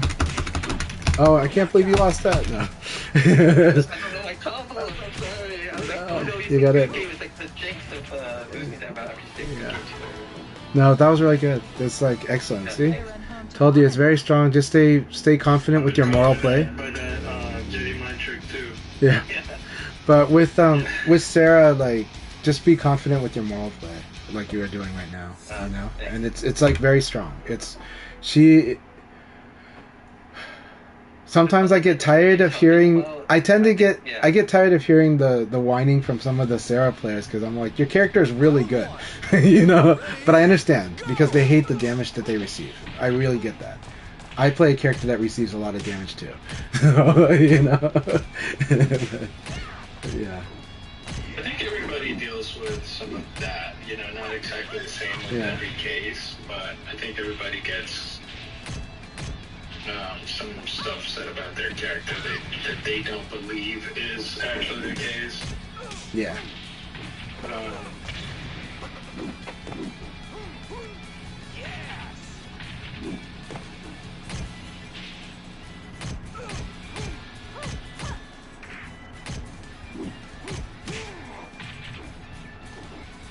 Knockout. But yes, playing all these different characters, I always thought, man, they had such good moves, and when I'm actually playing those characters now, the moves is not as strong as I always see it from the other side of the... Of course not. Now you're privy to what their actual weakness is. Yes. Very directly privy to it. So it's...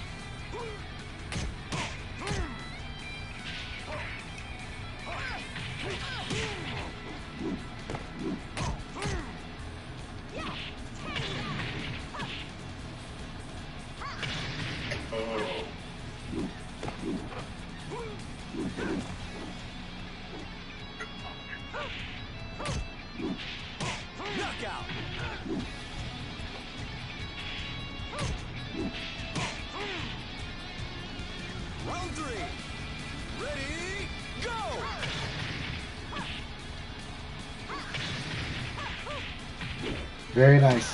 You can do 6KK after that. So you can do 6KK after that because you're in Flamingo. So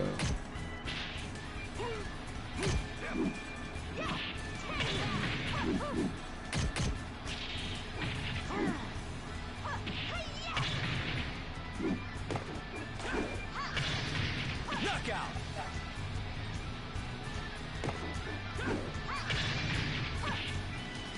Round 4. Ready, go!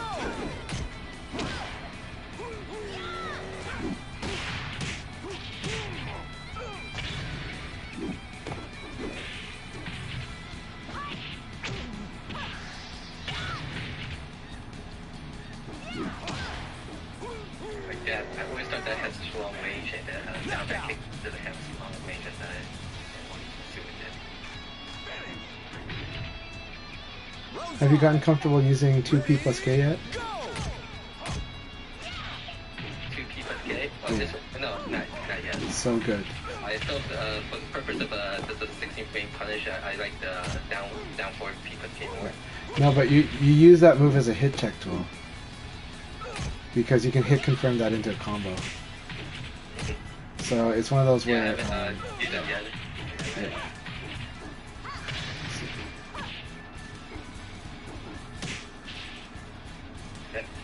Okay. But it's one of those tools where if you're playing with someone and you feel like you've got the spacing pretty tight, you can backdash into that move. You can do backdash into 2PK, P plus K, and if you see that it hits, then you just follow up and do combo. Okay. Actually, we have a lot of people streaming today from their point of view. Tom Guy was streaming, Chanchai, Blurring, and B-Ninja was here earlier. Definitely, if you raid, definitely raid like Taco Guy or Blurring, you know. I think Taco Guy because then we get more people to follow Taco Guy. So, you know. Are you ready for this? Yeah. You'll get better soon, Ozzy. Ready, go! Yeah, get better results. Hey, yeah. Rest well, take good care, and let's spar a lot soon. Let's do a long sparring session.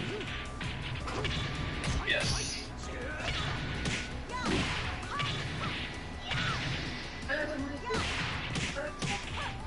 Very nice. That was a nice combo jab.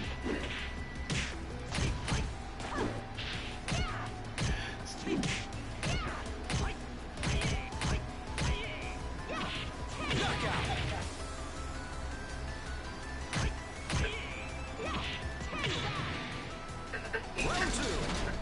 Ready, go!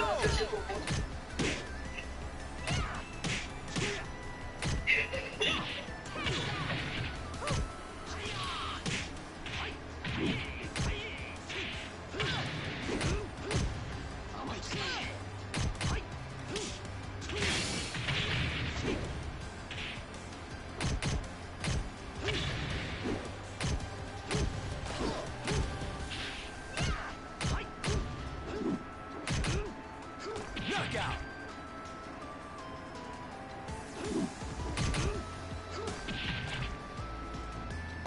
My wife, after we beat the Elden Ring DLC, has picked up another Souls-like, Awesome. and I think she might be a little too strong for this one. He's already on the second boss, and it hasn't been longer than 2 days. Which one is it? It's called Lies of P. Okay, Liza B is awesome, yeah. You Okay. played it? No, just followed it along because it came out last year, and Mhm. you know, it's the Pinocchio Soulsborne, but yeah. I know. But it's Like Bloodborne.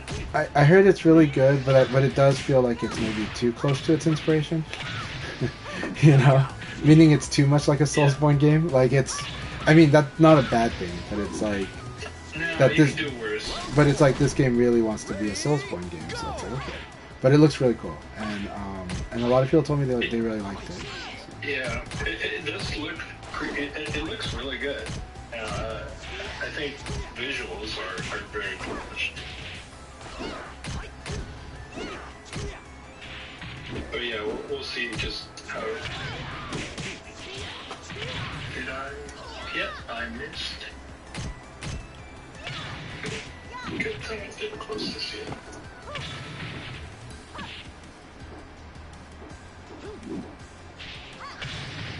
Knockout. I could probably still do it once. Almost. Ready, go!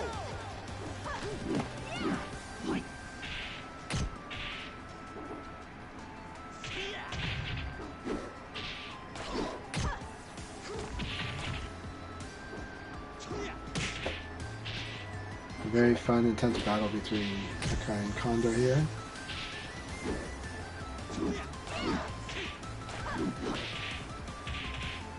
Thunder That has was- just that was been a so beautiful- strong the last few weeks. Yeah, no, that was a beautiful battle. Really awesome battling too. Oh, did I not realize that I was up? Okay, my bad. Who did you say? Try again in a few Cessna? years. Condor. 100, yes. Yeah, he was fighting hard last week, and this week I don't think I beat him. In league, so he's doing something right. Yeah, I had first place finish today. Tied with Yeah. Ninja in the second league.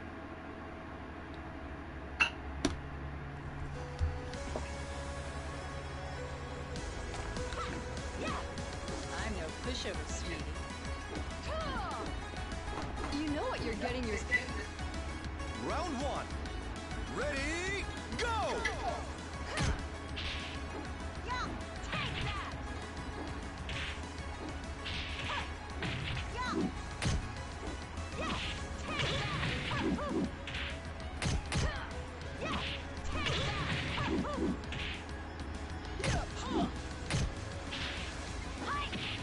Knockout.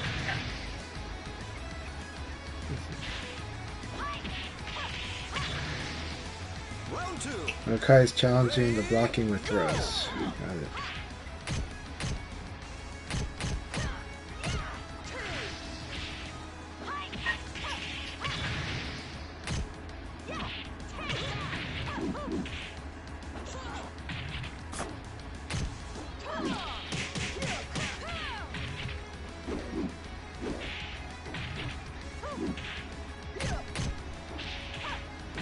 Knockout.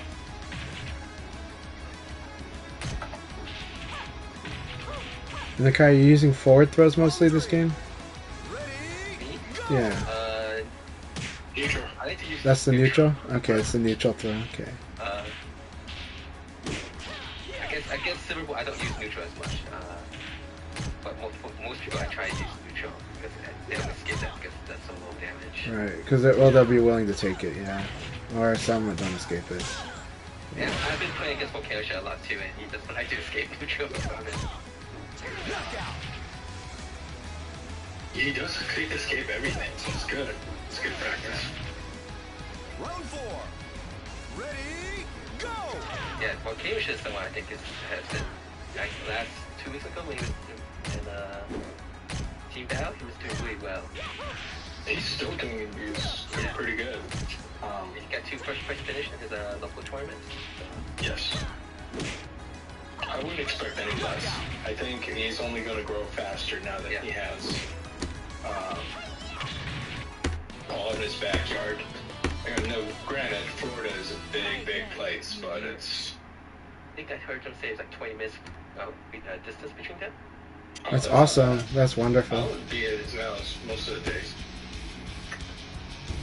I think if I heard correctly, I think Paul is living in the same place as Stomp Out Loud.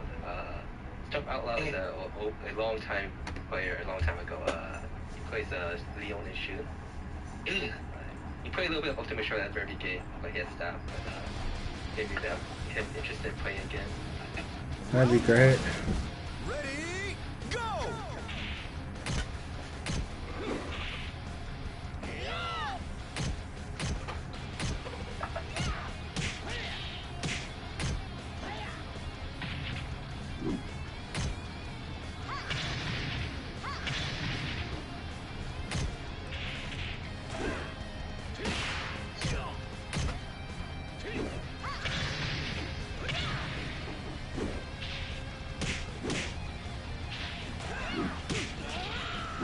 missed my combo.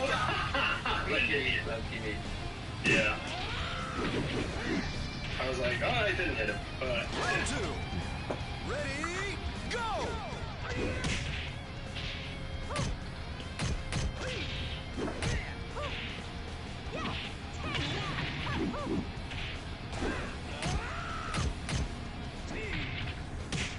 Yeah.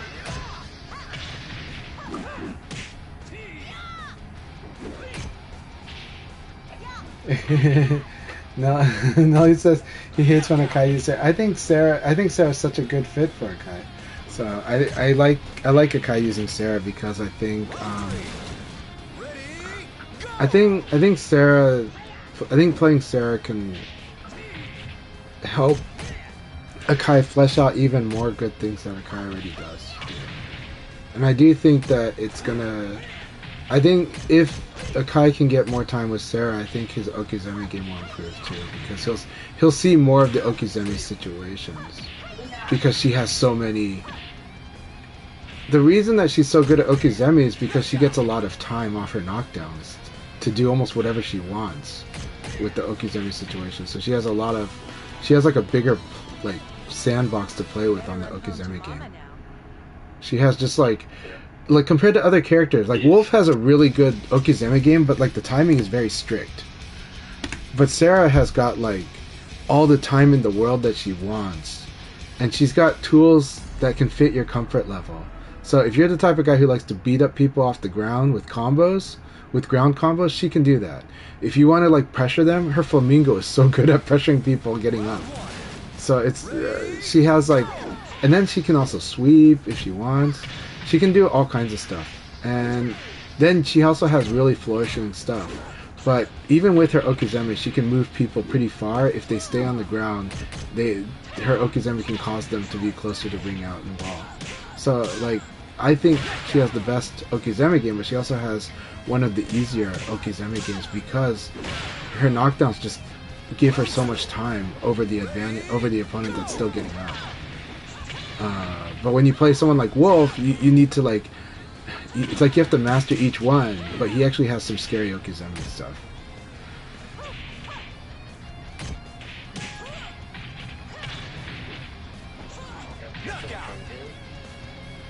Matthew.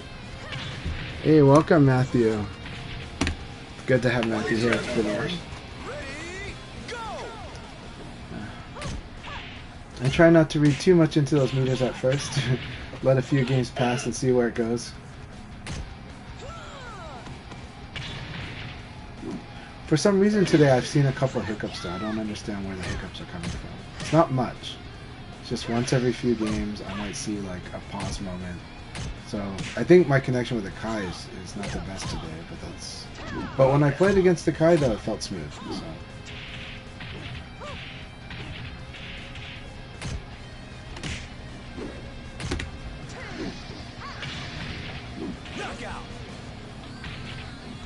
Well, I don't want to be that guy, but some people do complain a lot about the Texas connection. Yeah. I've had a lot of Texas people on here. Like, I don't want to say like every single one, Yeah. but like. in But I love fighting all of them, so I'll take it. But yeah, no, well, so that's what I have told others is, look, the connections that tend to be spotty for me, right, are the desert states, and we'll include Texas even though it's not a desert, but the desert states typically are the ones that I can have rough connections with. But I'm happy that they're here, and I love fighting with them. And sometimes I have amazing connections with them too, but depends. Yeah. Good game. That was a really good battle too. All right, Blurring. Here we go. I love my sparring sessions with Blurring. That last game that Blurring and I had was really good. Mass connection with me is full green, so hopefully it's good for you guys out. I think for me, most of the Texas games I have good connection. Okay, good. But I'm also Midwest, so closer to them. Something like chat. I think my connection usually was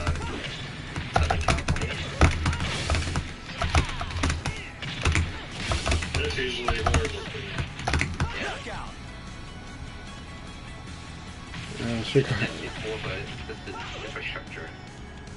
Round two. So Silver Yeah, Bolt, I'm that's not, great. I'm not trying to cash in on anybody, but like there are some physical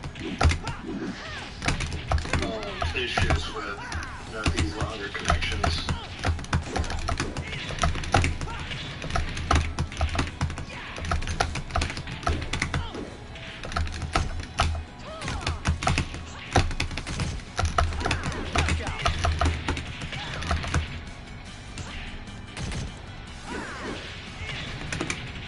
Round three. Ready, go!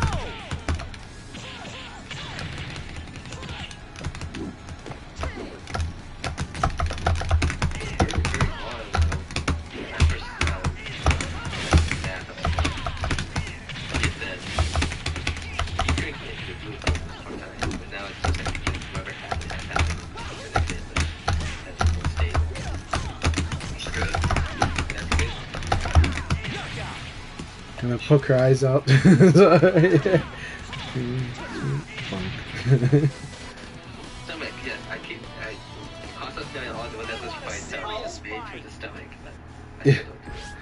Well, it's tough because usually you want to evade to her back and then good game.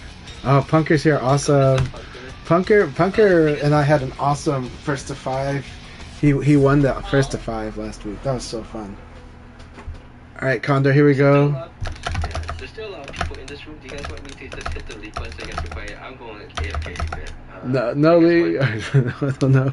Maybe if they want a league, it's cool. Class or something, you know, I'll hit the lead button. Round one. Ready, go!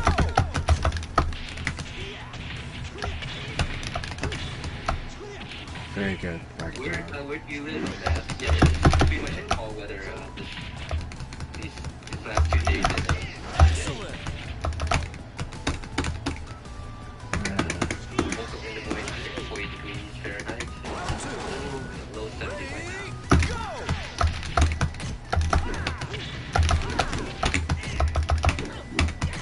I love the fall and the spring. I used to like to swing. I had too much allergies. Don't be very like having all these allergy issues with swing, but now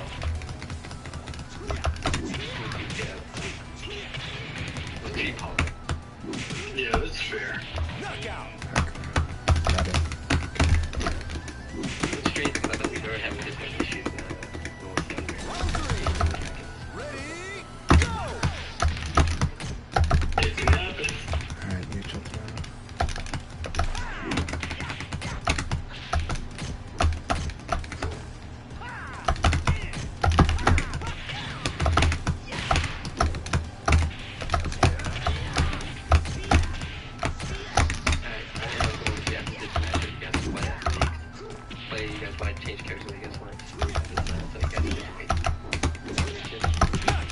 Good game, Connor. That was a lot of fun. So he secured the advantage here, and this is where the 6K is good. Like, 6K is amazing, but if you have advantage, that makes it more amazing. That was a really good game. Good game.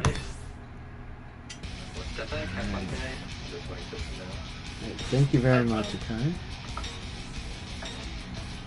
Alright, so... Oh, we're in this, okay.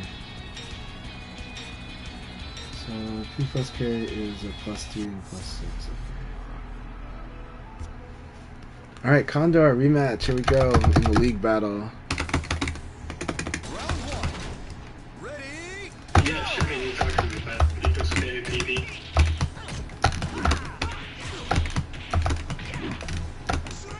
Yeah.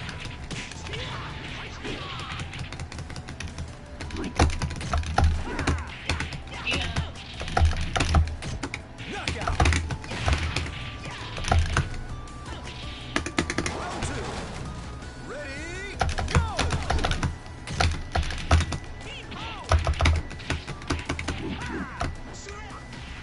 I see Silverbolt.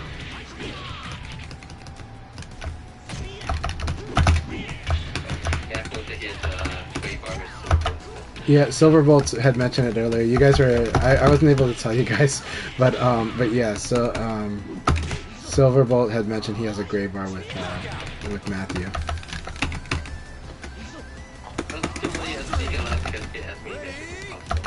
Yep. Yeah, I'm not complaining about it. I like Matthew, and I don't get the best connections with everyone. So it doesn't matter.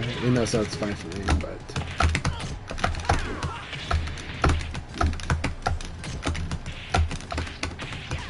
I'll be back in 10 minutes or so. Hey Matthew, good to see you. How have you been doing? No, don't apologize. It's just the realities of internet connection, and it's okay.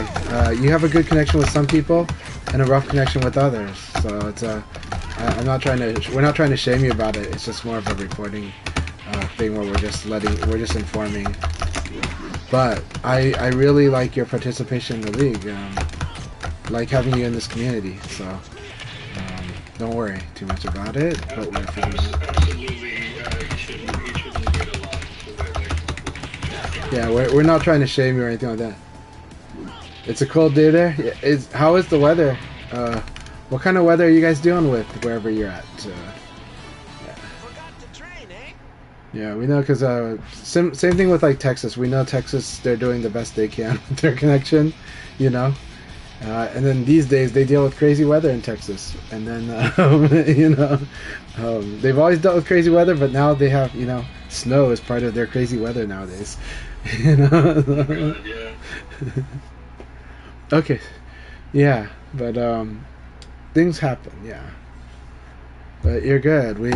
I love having you in here, and we're not also right now. We're in the free play aspect of the game. We're not like these leagues are not being recorded as scorekeeping. These are just a fun activity to make sure everyone gets their matches in. Fun watching Matthew versus Blaring here.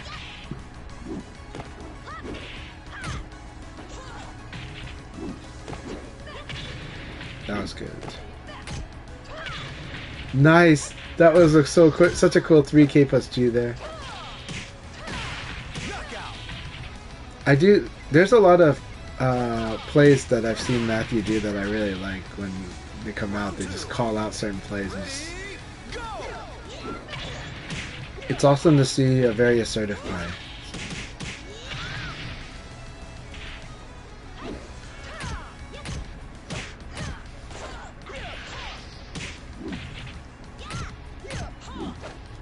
Alright, and Blaring, just to let you know, Pie's 1P, that her backstep into an eye gouge, that thing is punishable on block.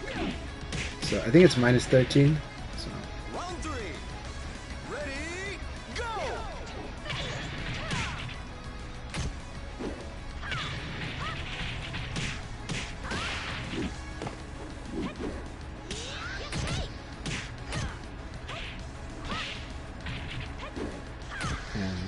And I forgot about Matthew has a good use of the 7K, the flip kick from Pie.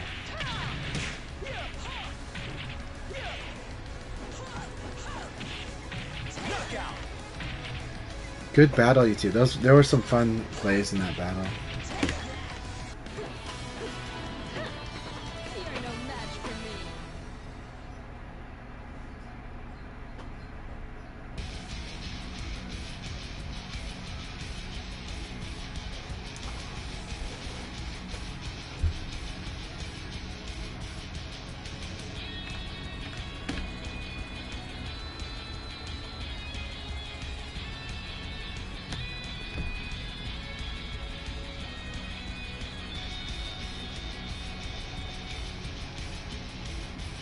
Okay, so what happens is basically that John setup is he's doing an offensive move, which puts you in side turn right away, and then he does the charge kick. You don't want to block that. You want to because if you block it, it's like he gets guaranteed attack on you. So on max charge. So when you see that, you want to evade and then wait for it to start to kick before you wait for it to whiff before you hit him. But you want to evade that. And sometimes taking the hit's better, but yeah, it's a nasty move. Generally try to evade it. It's hard to do. Ready, go! Nice.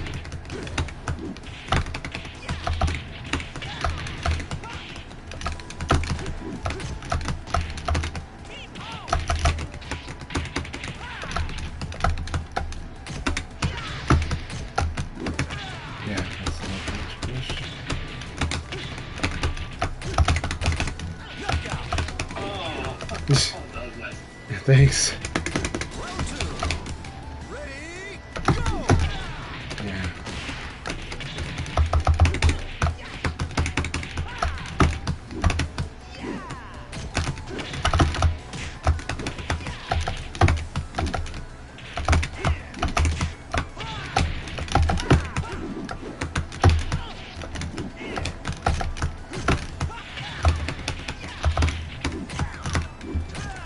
Knockout.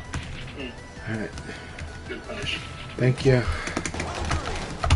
Ready, go!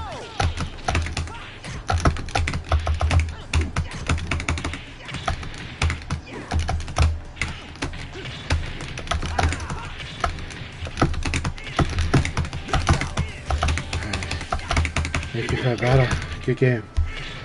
Whew.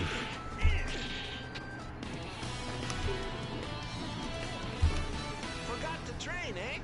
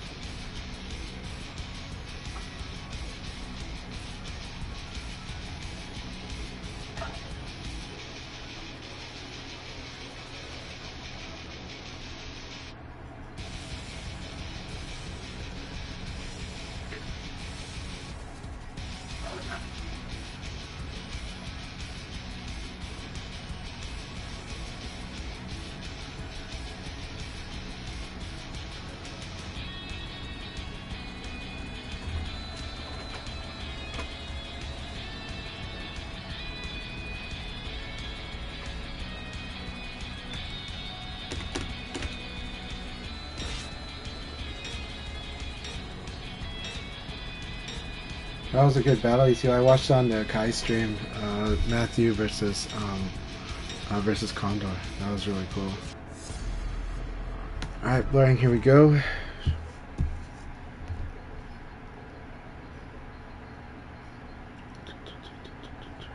Round one. Ready, go!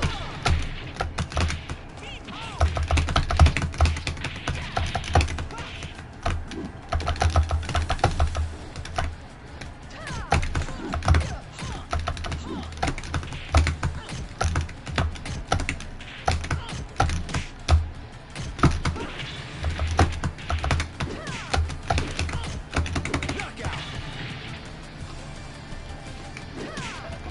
Round two. Ready, go!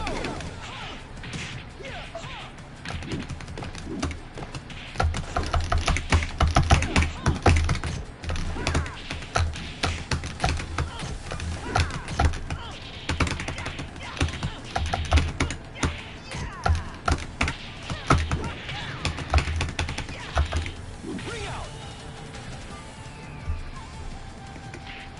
Round three. Ready, go!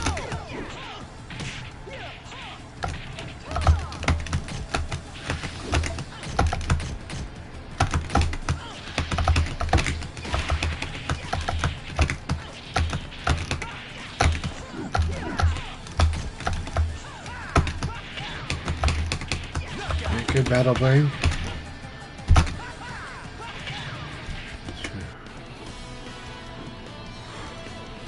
I want a serious fight.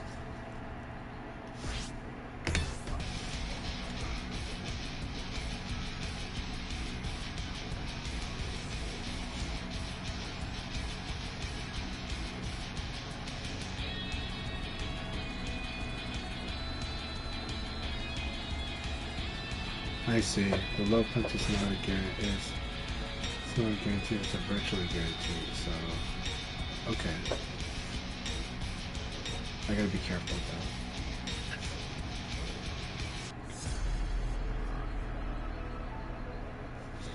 Alright, Matthew, here we go. Let's do this.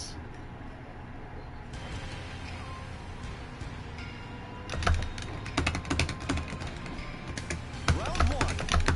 Ready, go!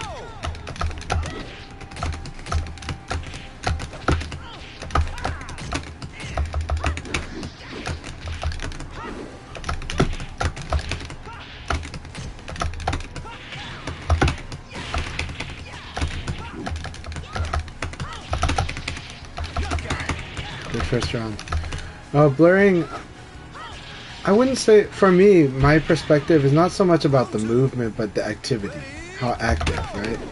And by that, the active I mean is like, but you are active, so I'm not saying you're not an active player. But it's more about when you block something good, do you do something right away, or do you just sit and wait? And a lot of times you do something. So it's more about just making sure you're staying active with that, right? Are you active in situations? But again, I also understand, because you said sometimes stuff is just not coming out, and if that's the case, then well, that's the reason it wasn't as active. But I understand. But I do think that you have a good point where there's a point that's being implied by your comment about movement, which is in VF, movement isn't something that you just dumbly do, right? It's because it's a very deliberate action in this game. Alright, good game, Matthew. Once I got this sidekick on the side, that blue hit on the sidekick, the PKP was guaranteed. Not on all blue hits, but basically it's recovery hit. The downside to the blue spark in this game is that the blue spark can represent two different things. The blue spark can represent a normal side hit, and it can also represent a side recovery hit. Just like that, the yellow can represent a normal hit and it can represent a recovery hit. And yet, I kind of wish they had a different color for recovery hit for both, because recovery hits are treated differently in this game. They do 25% more damage, and recovery hits can lead to guaranteed situations that normal hits do not. So, but in this case, when that setup where I force you in the side turn, if I hit you with the side kick, I get a free PKP. That's the gist. Yeah.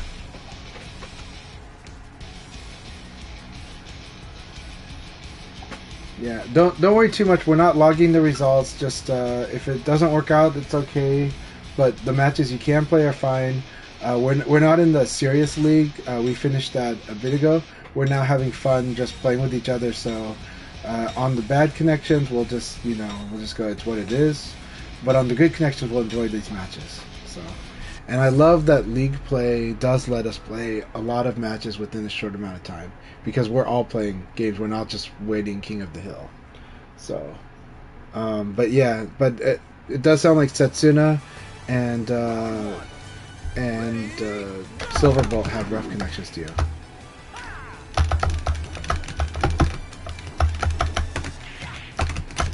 Did I get disconnected from Matthew? Yeah. Yeah. He said that you. No, he was aware. He was felt bad about it too. But I told him don't worry about it. I told him that we're not in like the serious league play right now. We're in like we're having casuals. So, and in these casuals, just enjoy the good matches. At least we're still getting lots of games.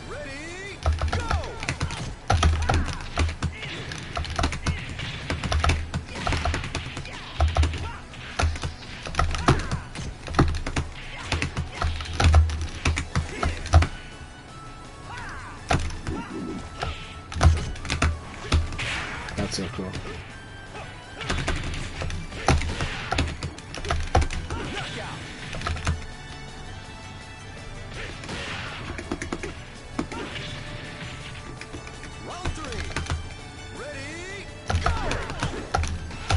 That was good.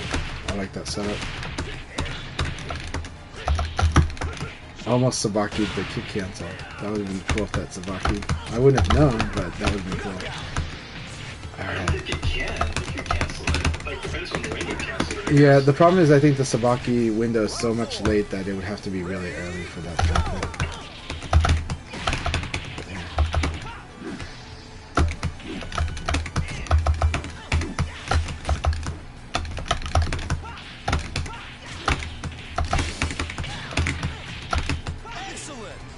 Good game, Punker. So, I was able to get the wall.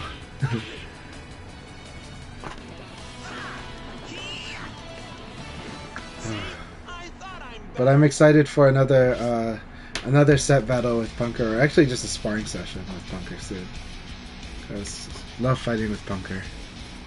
John is just such a precise character, and Punker lately has been doing that kick cancel and the punch really well. It just really wrecked me for evade decisions. So what happened was I forced you into side turn with the low swipe.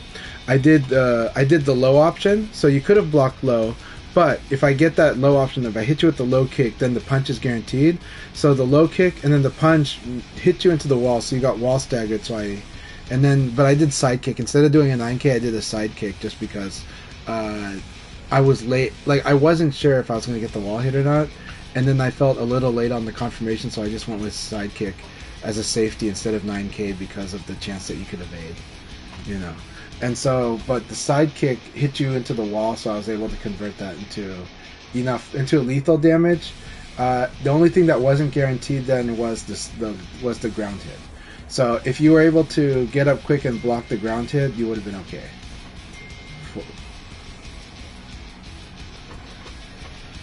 Okay, so yeah, Punker is so much fun to fight against. I love fighting Punker. Maybe kick guard, but it might be too slow. Okay, this note is talking with Matthew. No, 9K is not a Pi's 9K is not it's not an instant low crush. It's a really good move. You use it with advantage, but it's such a good move though. It's an obnoxious move.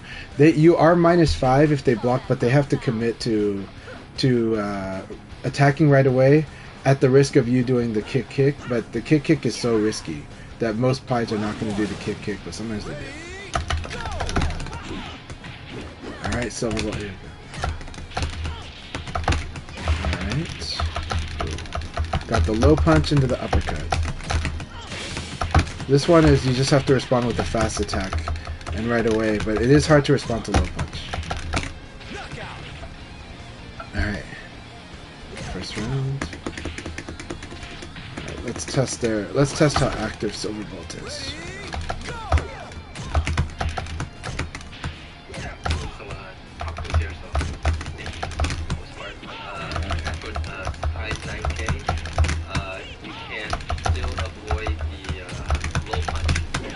Very good. Good. So you did do a good response. You started to realize I was doing elbow, hit you, and once I hit you with the elbow, I would throw. So then you started attacking after that. If you decide to commit to that action, though, it's good to go with a launcher here. Like if somebody's doing something like this thing to you, like poking the throw, then and you know that they're gonna throw you, then you can just like then you can just launch them.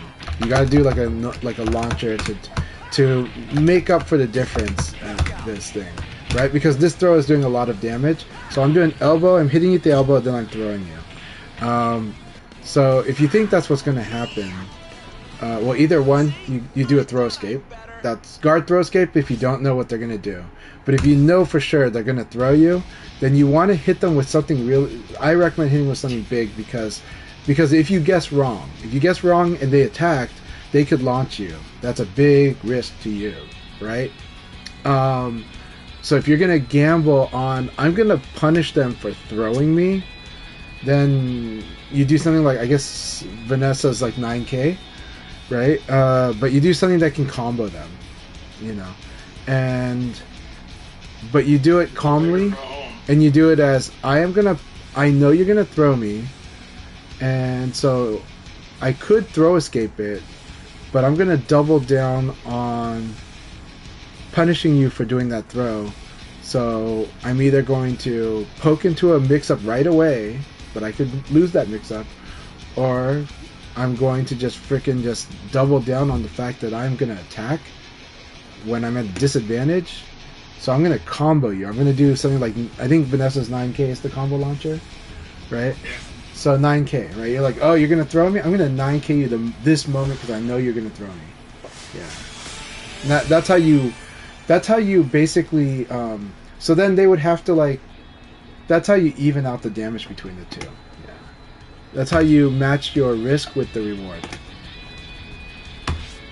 Because what do we do in poker? In poker, we gamble on odds, but if the odds are greater than 50, we go forward. But sometimes, if it's a bigger gamble and we're going to go with our gut, then maybe we will go for a bigger reward. You know.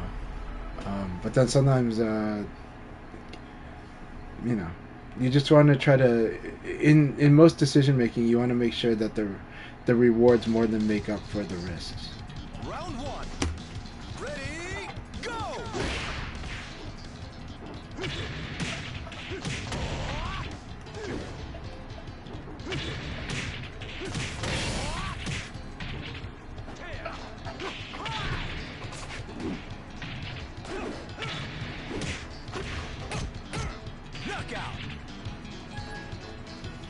So Silverbolt says, you hit me on every dash forward when you backed off. This is why I don't get how I'm not being mobile in other eyes. Okay. You can cancel your forward dash with a guard if you think I'm going to, so but I don't worry too much about the mobility thing. But I am telling you that you can forward dash safely. It doesn't mean forward dash do nothing. It doesn't mean always forward dash attack. What happens for me is I forward dash into a guard, and then when I see the opponent hesitating, then I attack. So that's actually the way I play. I'll dash forward, and I'm watching my opponent, and my intention is actually to guard if I see an attack. But that's because I can react to it. If I can't react to it, I just dash into a guard, or crouch dash with a guard in mind. And then when I see them hesitate, when I see them doing nothing, then I'm like, okay, I'll just go ahead and attack. But I'm not saying you have to do that. I am saying, but when I talk about how safe forward dash or crouch dash is, I'm talking about the ability to guard from them. Because backdash you can't. Backdash you can evade cancel it, but you can't guard cancel a backdash in this game. But when I say crouch dash and forward dash are safe, I'm talking about that I can guard. Like I can go, oh my god, he's gonna attack me, I'm gonna guard. Or I was gonna guard anyways, but I want to be closer up because I hate being stuck at long range. You know, something like that.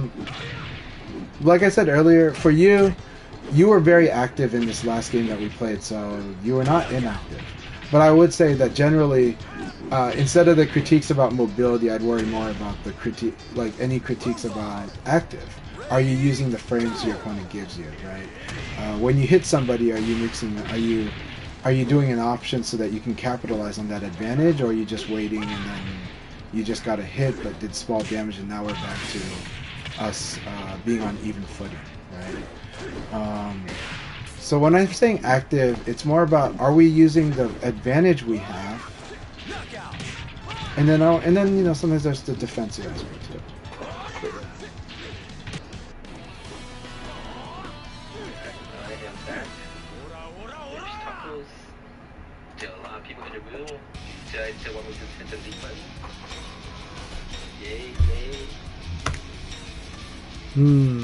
I'm up for it. It was a lot of fun. I think I have time for it, but let's check with everybody.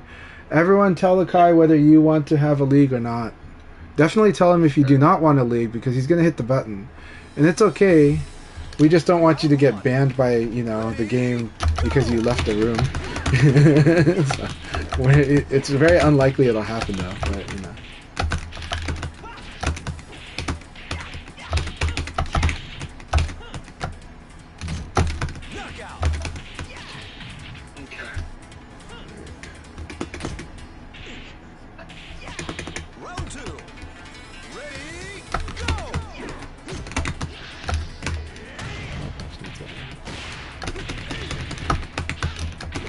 I do want to practice this technique against him.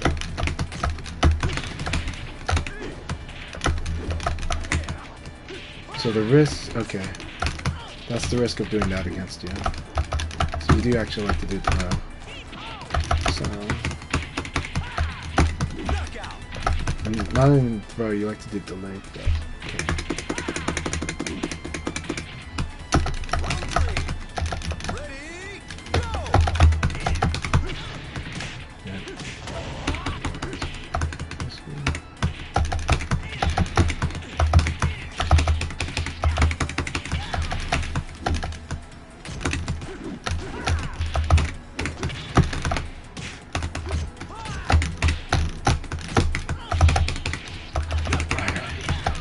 Good game. Just go hit the league button. Just go play. Alright. Correct. I want a serious fight.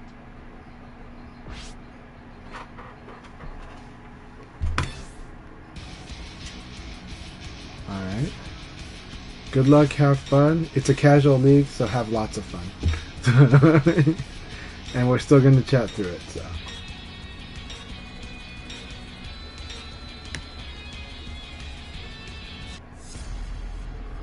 Alright, Satsuna, Chanshai, the rematch. Alright. Round one. Ready, go! Love that opening.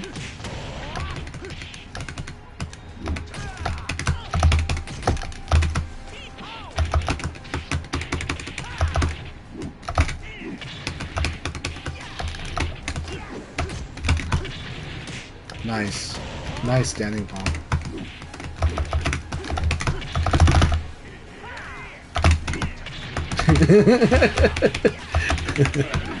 That was fun. Round two.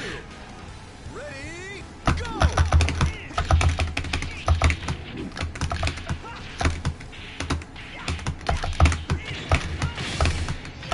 Excellent. Round three. Ready, go!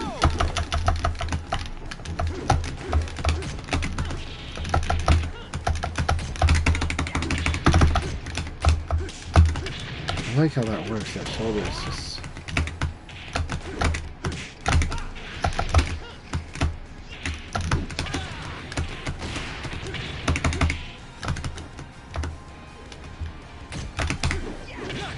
Very good. Round four. Ready, go!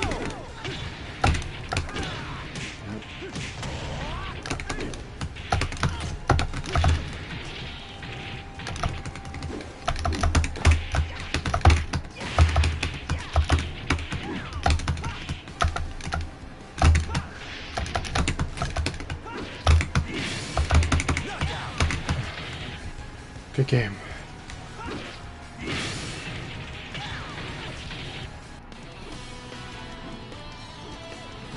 I want a serious fight.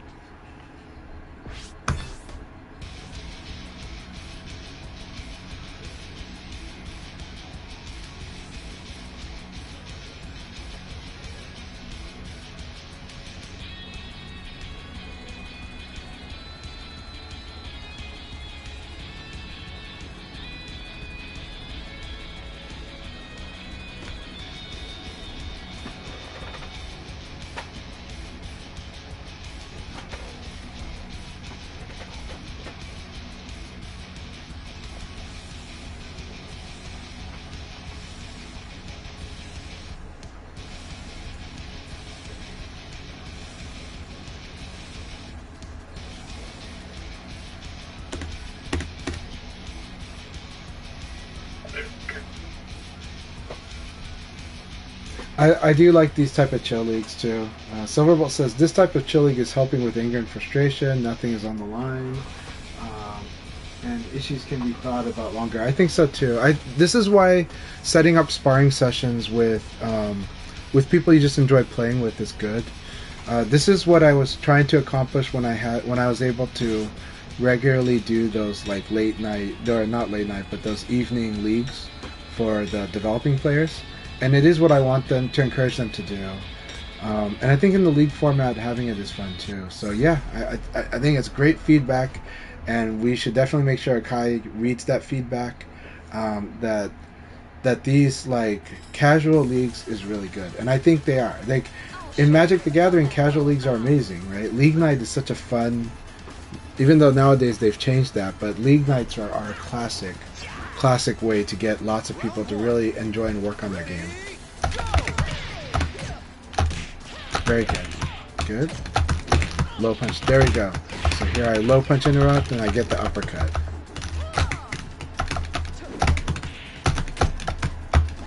Very good. I can see you focusing on using your advantage, so this is great, right? It is really good. I know it's scary, but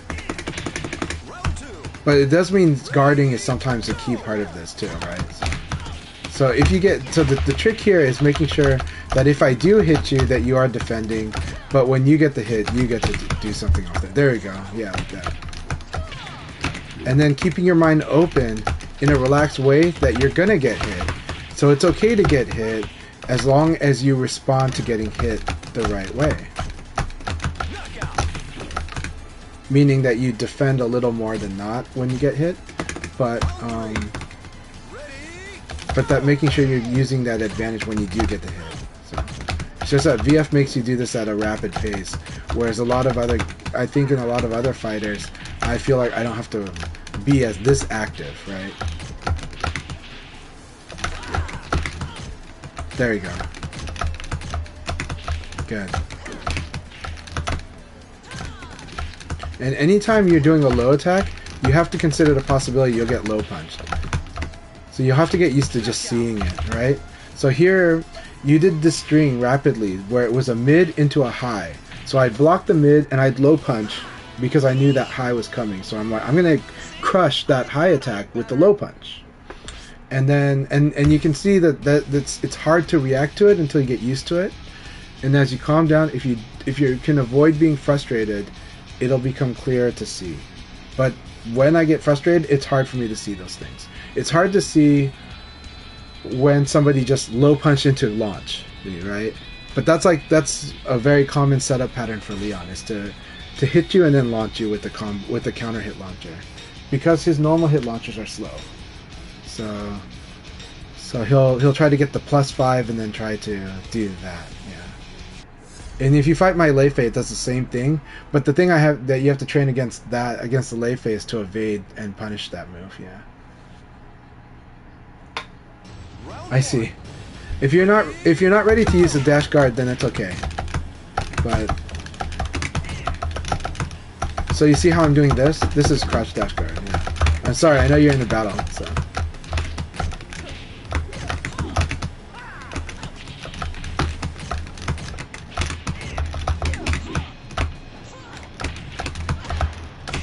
Very good. Very good.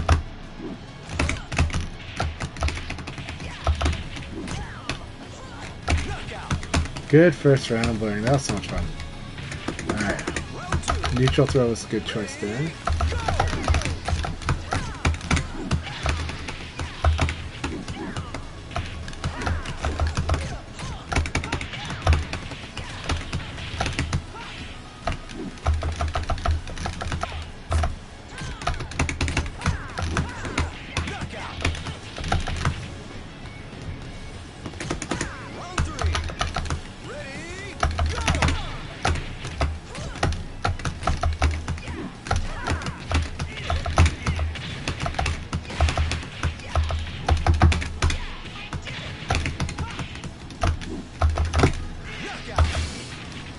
That didn't break the wall, even though I'm pretty good at ringing out.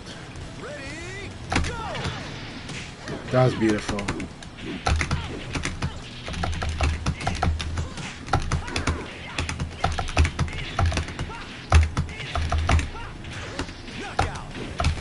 Alright, good game, Blaring.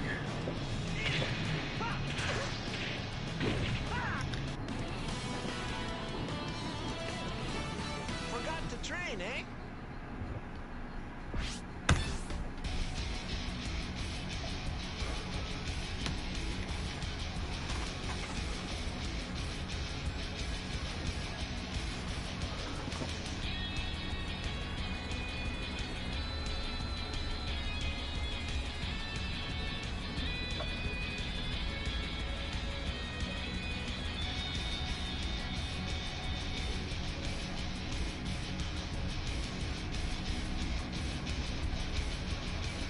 Yeah, as earlier, Centerfold and chat was mentioned about casually. Actually, that Sunday is actually quite casual, the leagues too. Just that I have to keep track. Yeah. We do intend for developing players to try to be relaxed when playing league battles, because it can be really frustrating if you're just trying to win and if you're only focused on the win. But if some people that's a really productive motivator, and some people it can be a very counterproductive. So up to each player to figure out that.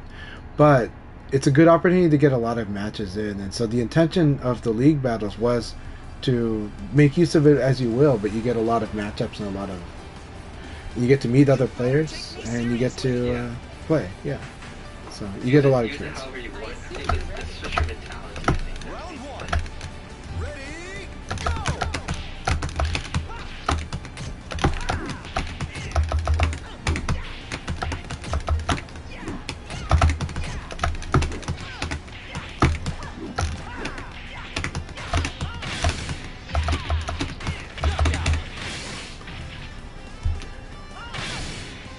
Round two. Ready, go!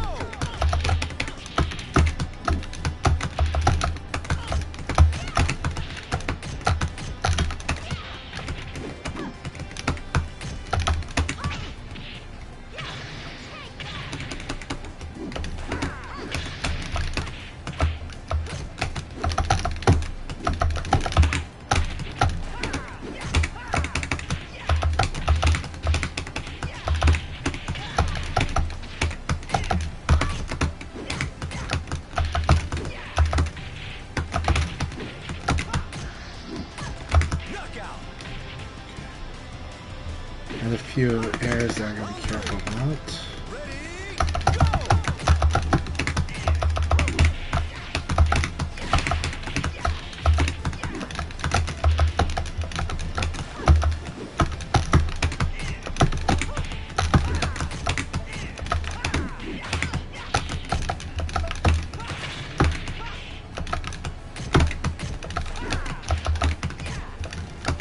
Good.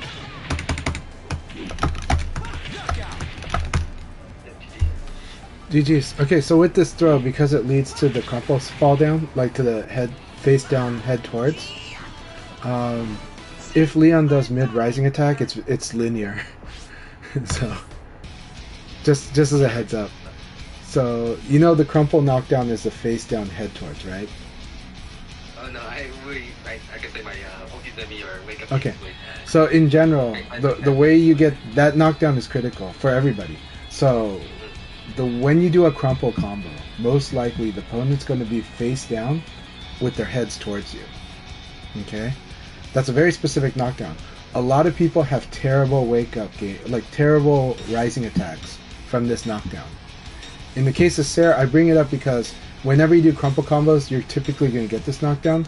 But also when Sarah does like her neutral throw, you're going to get this knockdown also. So that's just a tip. Leon, if he does the mid rising attack, will be very linear. And so you can evade punish. I mean, yeah, I understand Yeah. what you're talking about. Okay. Round one. Ready, go! Nice. I like the hook kick. We all love Pai's hook kick. Very good.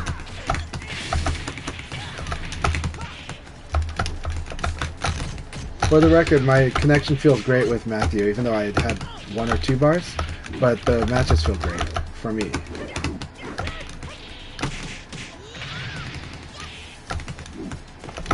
Knockout. Very good first round, Matthew. Alright, here we go. Round two. Ready, go!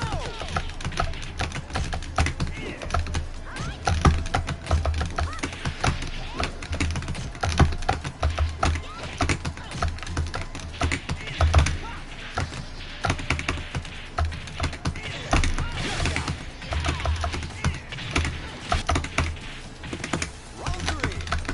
Ready, go!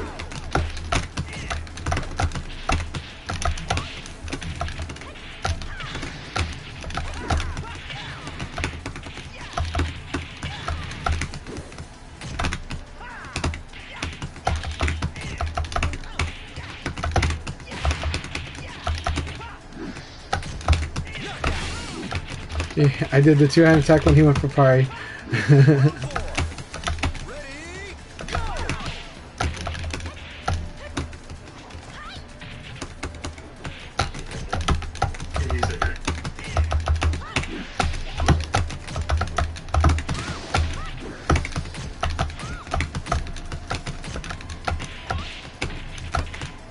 Matthew's playing this excellent. That was an excellent round, Matthew. Really, really good round. All the confirms were good.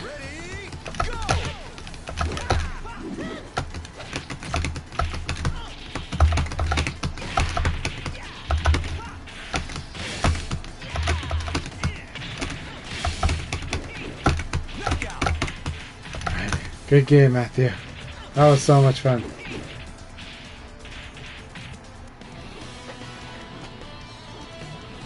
I want a serious fight.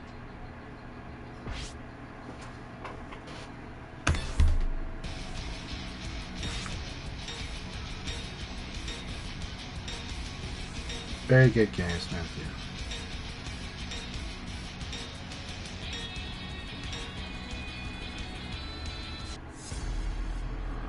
Alright, Punker, here we go.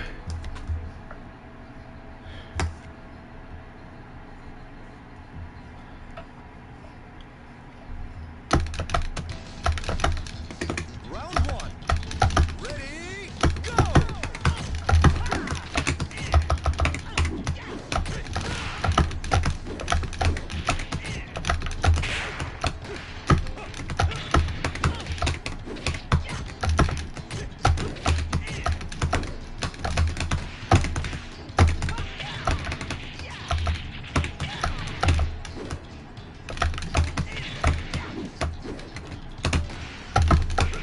Really good round. Punker, that was an awesome round. Round two. Ready, go!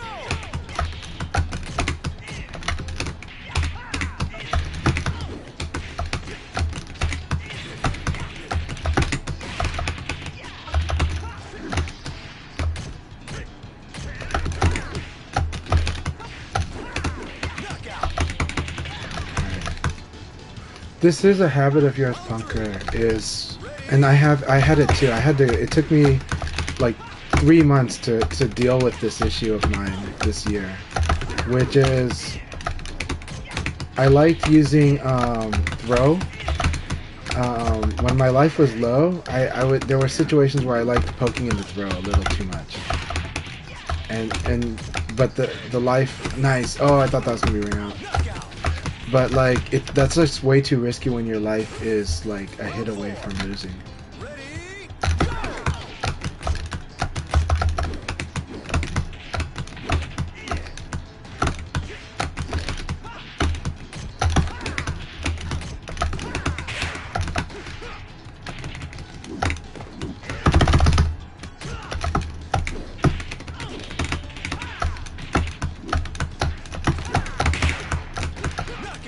Man, I know I can beat this, but it's okay. I just gotta just do. Yeah, I think I can do that.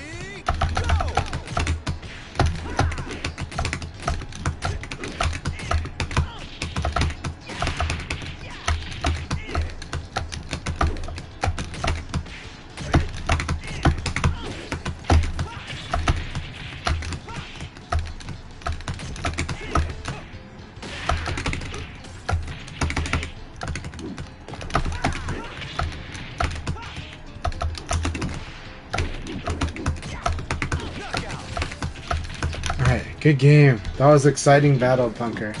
Punker, that was a really exciting battle. And you only did that one thing that I commented on once, which was the first round, which was just going for like poking the grab when your life is really low. And it's okay, but it's just such a high gamble when we do that. Yeah. That was an awesome battle, though. That was exciting.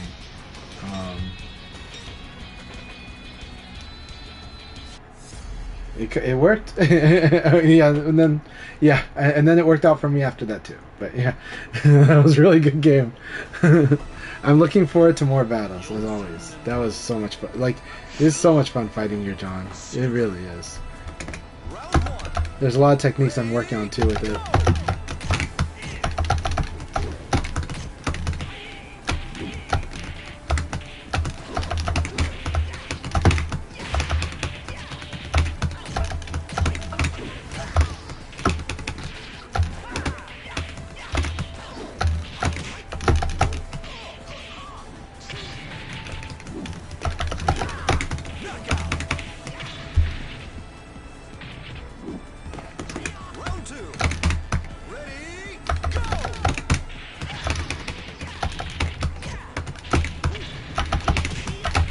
Sounds good.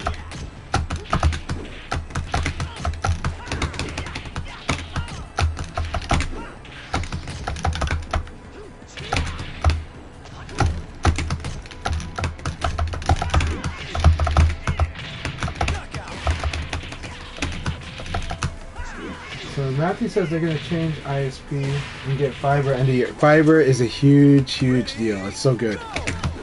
That's how I'm able to fight Korea.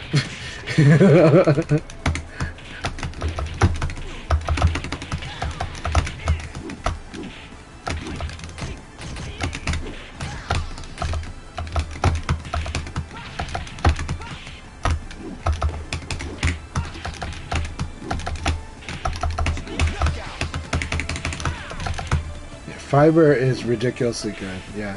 Highest recommendation I can give. If you can get fiber, get it. If you can afford it, get it. It's so good. It's so good for your online gaming. And then it's so good when you're like, when you realize that downloads feel like nothing. Uploads feel like nothing. When you're uploading at like 700 megabits per second and then you're downloading at 500, it's so good. So I don't even have gigabit, right? So, or actually I do, because those are, I'm actually getting 500 megabytes and 700 megabytes, but yeah, it's crazy. It's a real quality of life upgrade. I can tell you that. I can tell you it's a real quality of life upgrade. One you feel right away.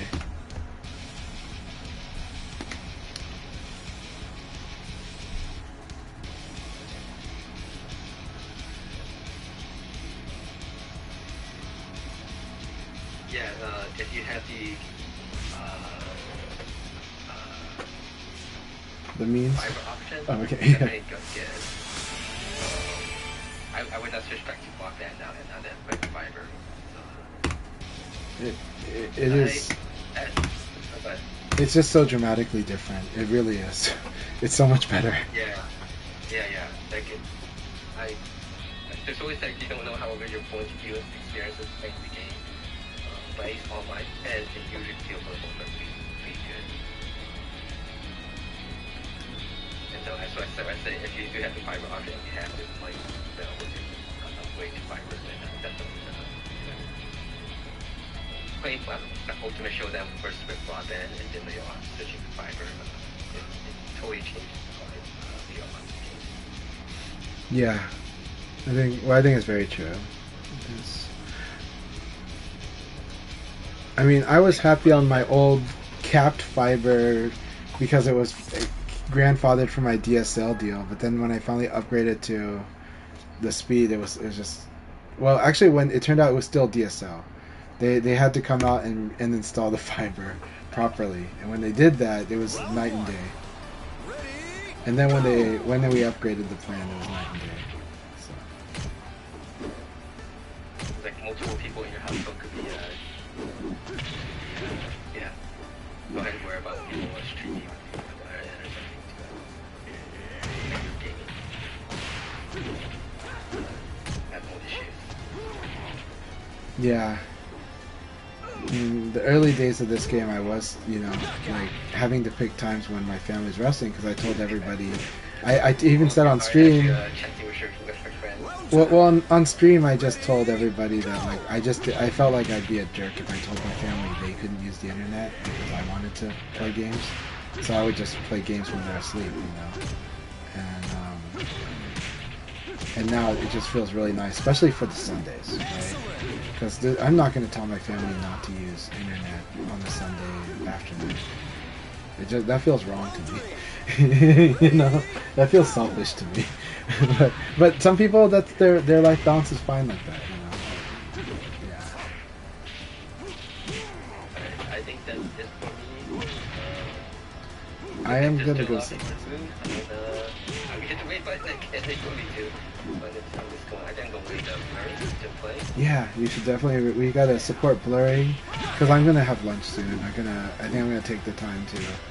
The kids are out, so it's like, okay, wife, let's go. I don't know, walk at the park, go get lunch, And I think she would love that. So. Date, yes, let's go do it. Yeah, we're gonna date. So, Alright, everybody, wish me well on my date. I'm gonna play one battle with Setsuna here.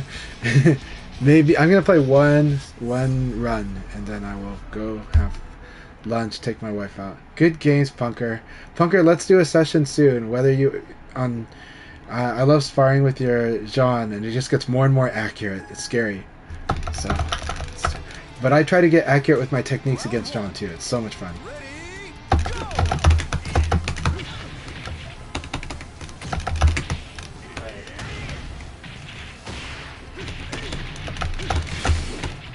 Nice meaty.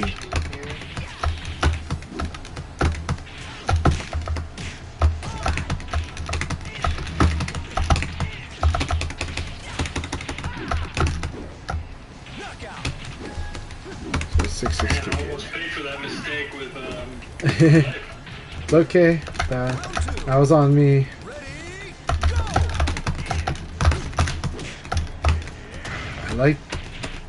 I like your flow options. That's what I like. You're playing well on flow options.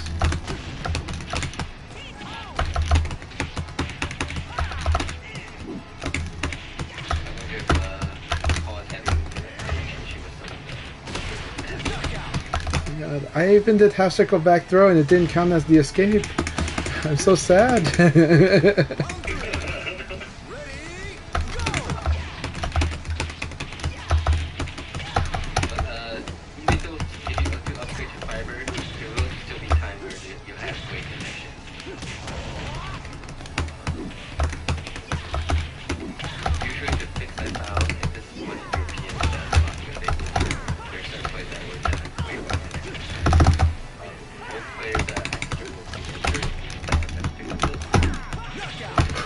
That was insane.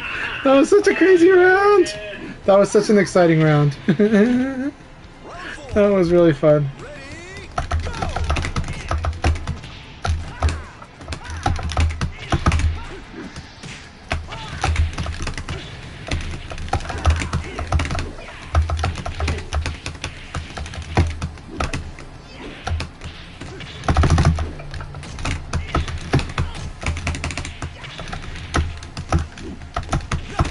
I tried to guard into this. I actually tried to dash guard. Good game. That was so much fun. Did I offensive move? I don't know, but I tried. Yeah, I tried to guard. I guess I just didn't work out. I think I was just in the verge of that distance. Like I caught you with the very tip of that. Yeah, that was really fun. Good games, man. It always is. Hey, really good stuff. Oh, Paul's in here too, but I gotta go take care of the wife. I think, but Paul, we'll play soon. We'll play soon, and Setsuna will play soon. Condor, we should definitely play soon, and yeah, everyone else play as well. Blurring, we're definitely gonna have a session soon. Blurring. All right, thank you all so much. You have a good one. I'm gonna raid Blurring as well. What? I got disconnected? Okay. It's late. It's everyone's time to get out. Is Blurring complaining too? Oh man, We're gonna raid because we're gonna bump his stats. We're raiding to bump his stats. We're gonna raid him to bump his stats. It's completely falling apart because I see Condor, Paul. No, so I think what happened is somebody dropped out. Were you still the host? Yes, I think when you dropped out, it fell on Matthew. So now it's Matthew's turn. So that kicked everybody that wasn't in agreement with this connection. So I'll take the out. You're fine. No, this is all plot. It's all plot, you know. We know that Akai has found out how to hack the VF5 Ultimate Showdown so that it can mass ban the group. No, I'm just kidding. Everyone can get the numbers experience. Remember when like numbers was banned because his game crashed and the game gave him like a warning for crashing. No. Yeah, like you could do like Usually the host of the room is usually the second person who entered the room and then make it. It should have been me, but I guess Yeah. Oh well. This was a lot of fun.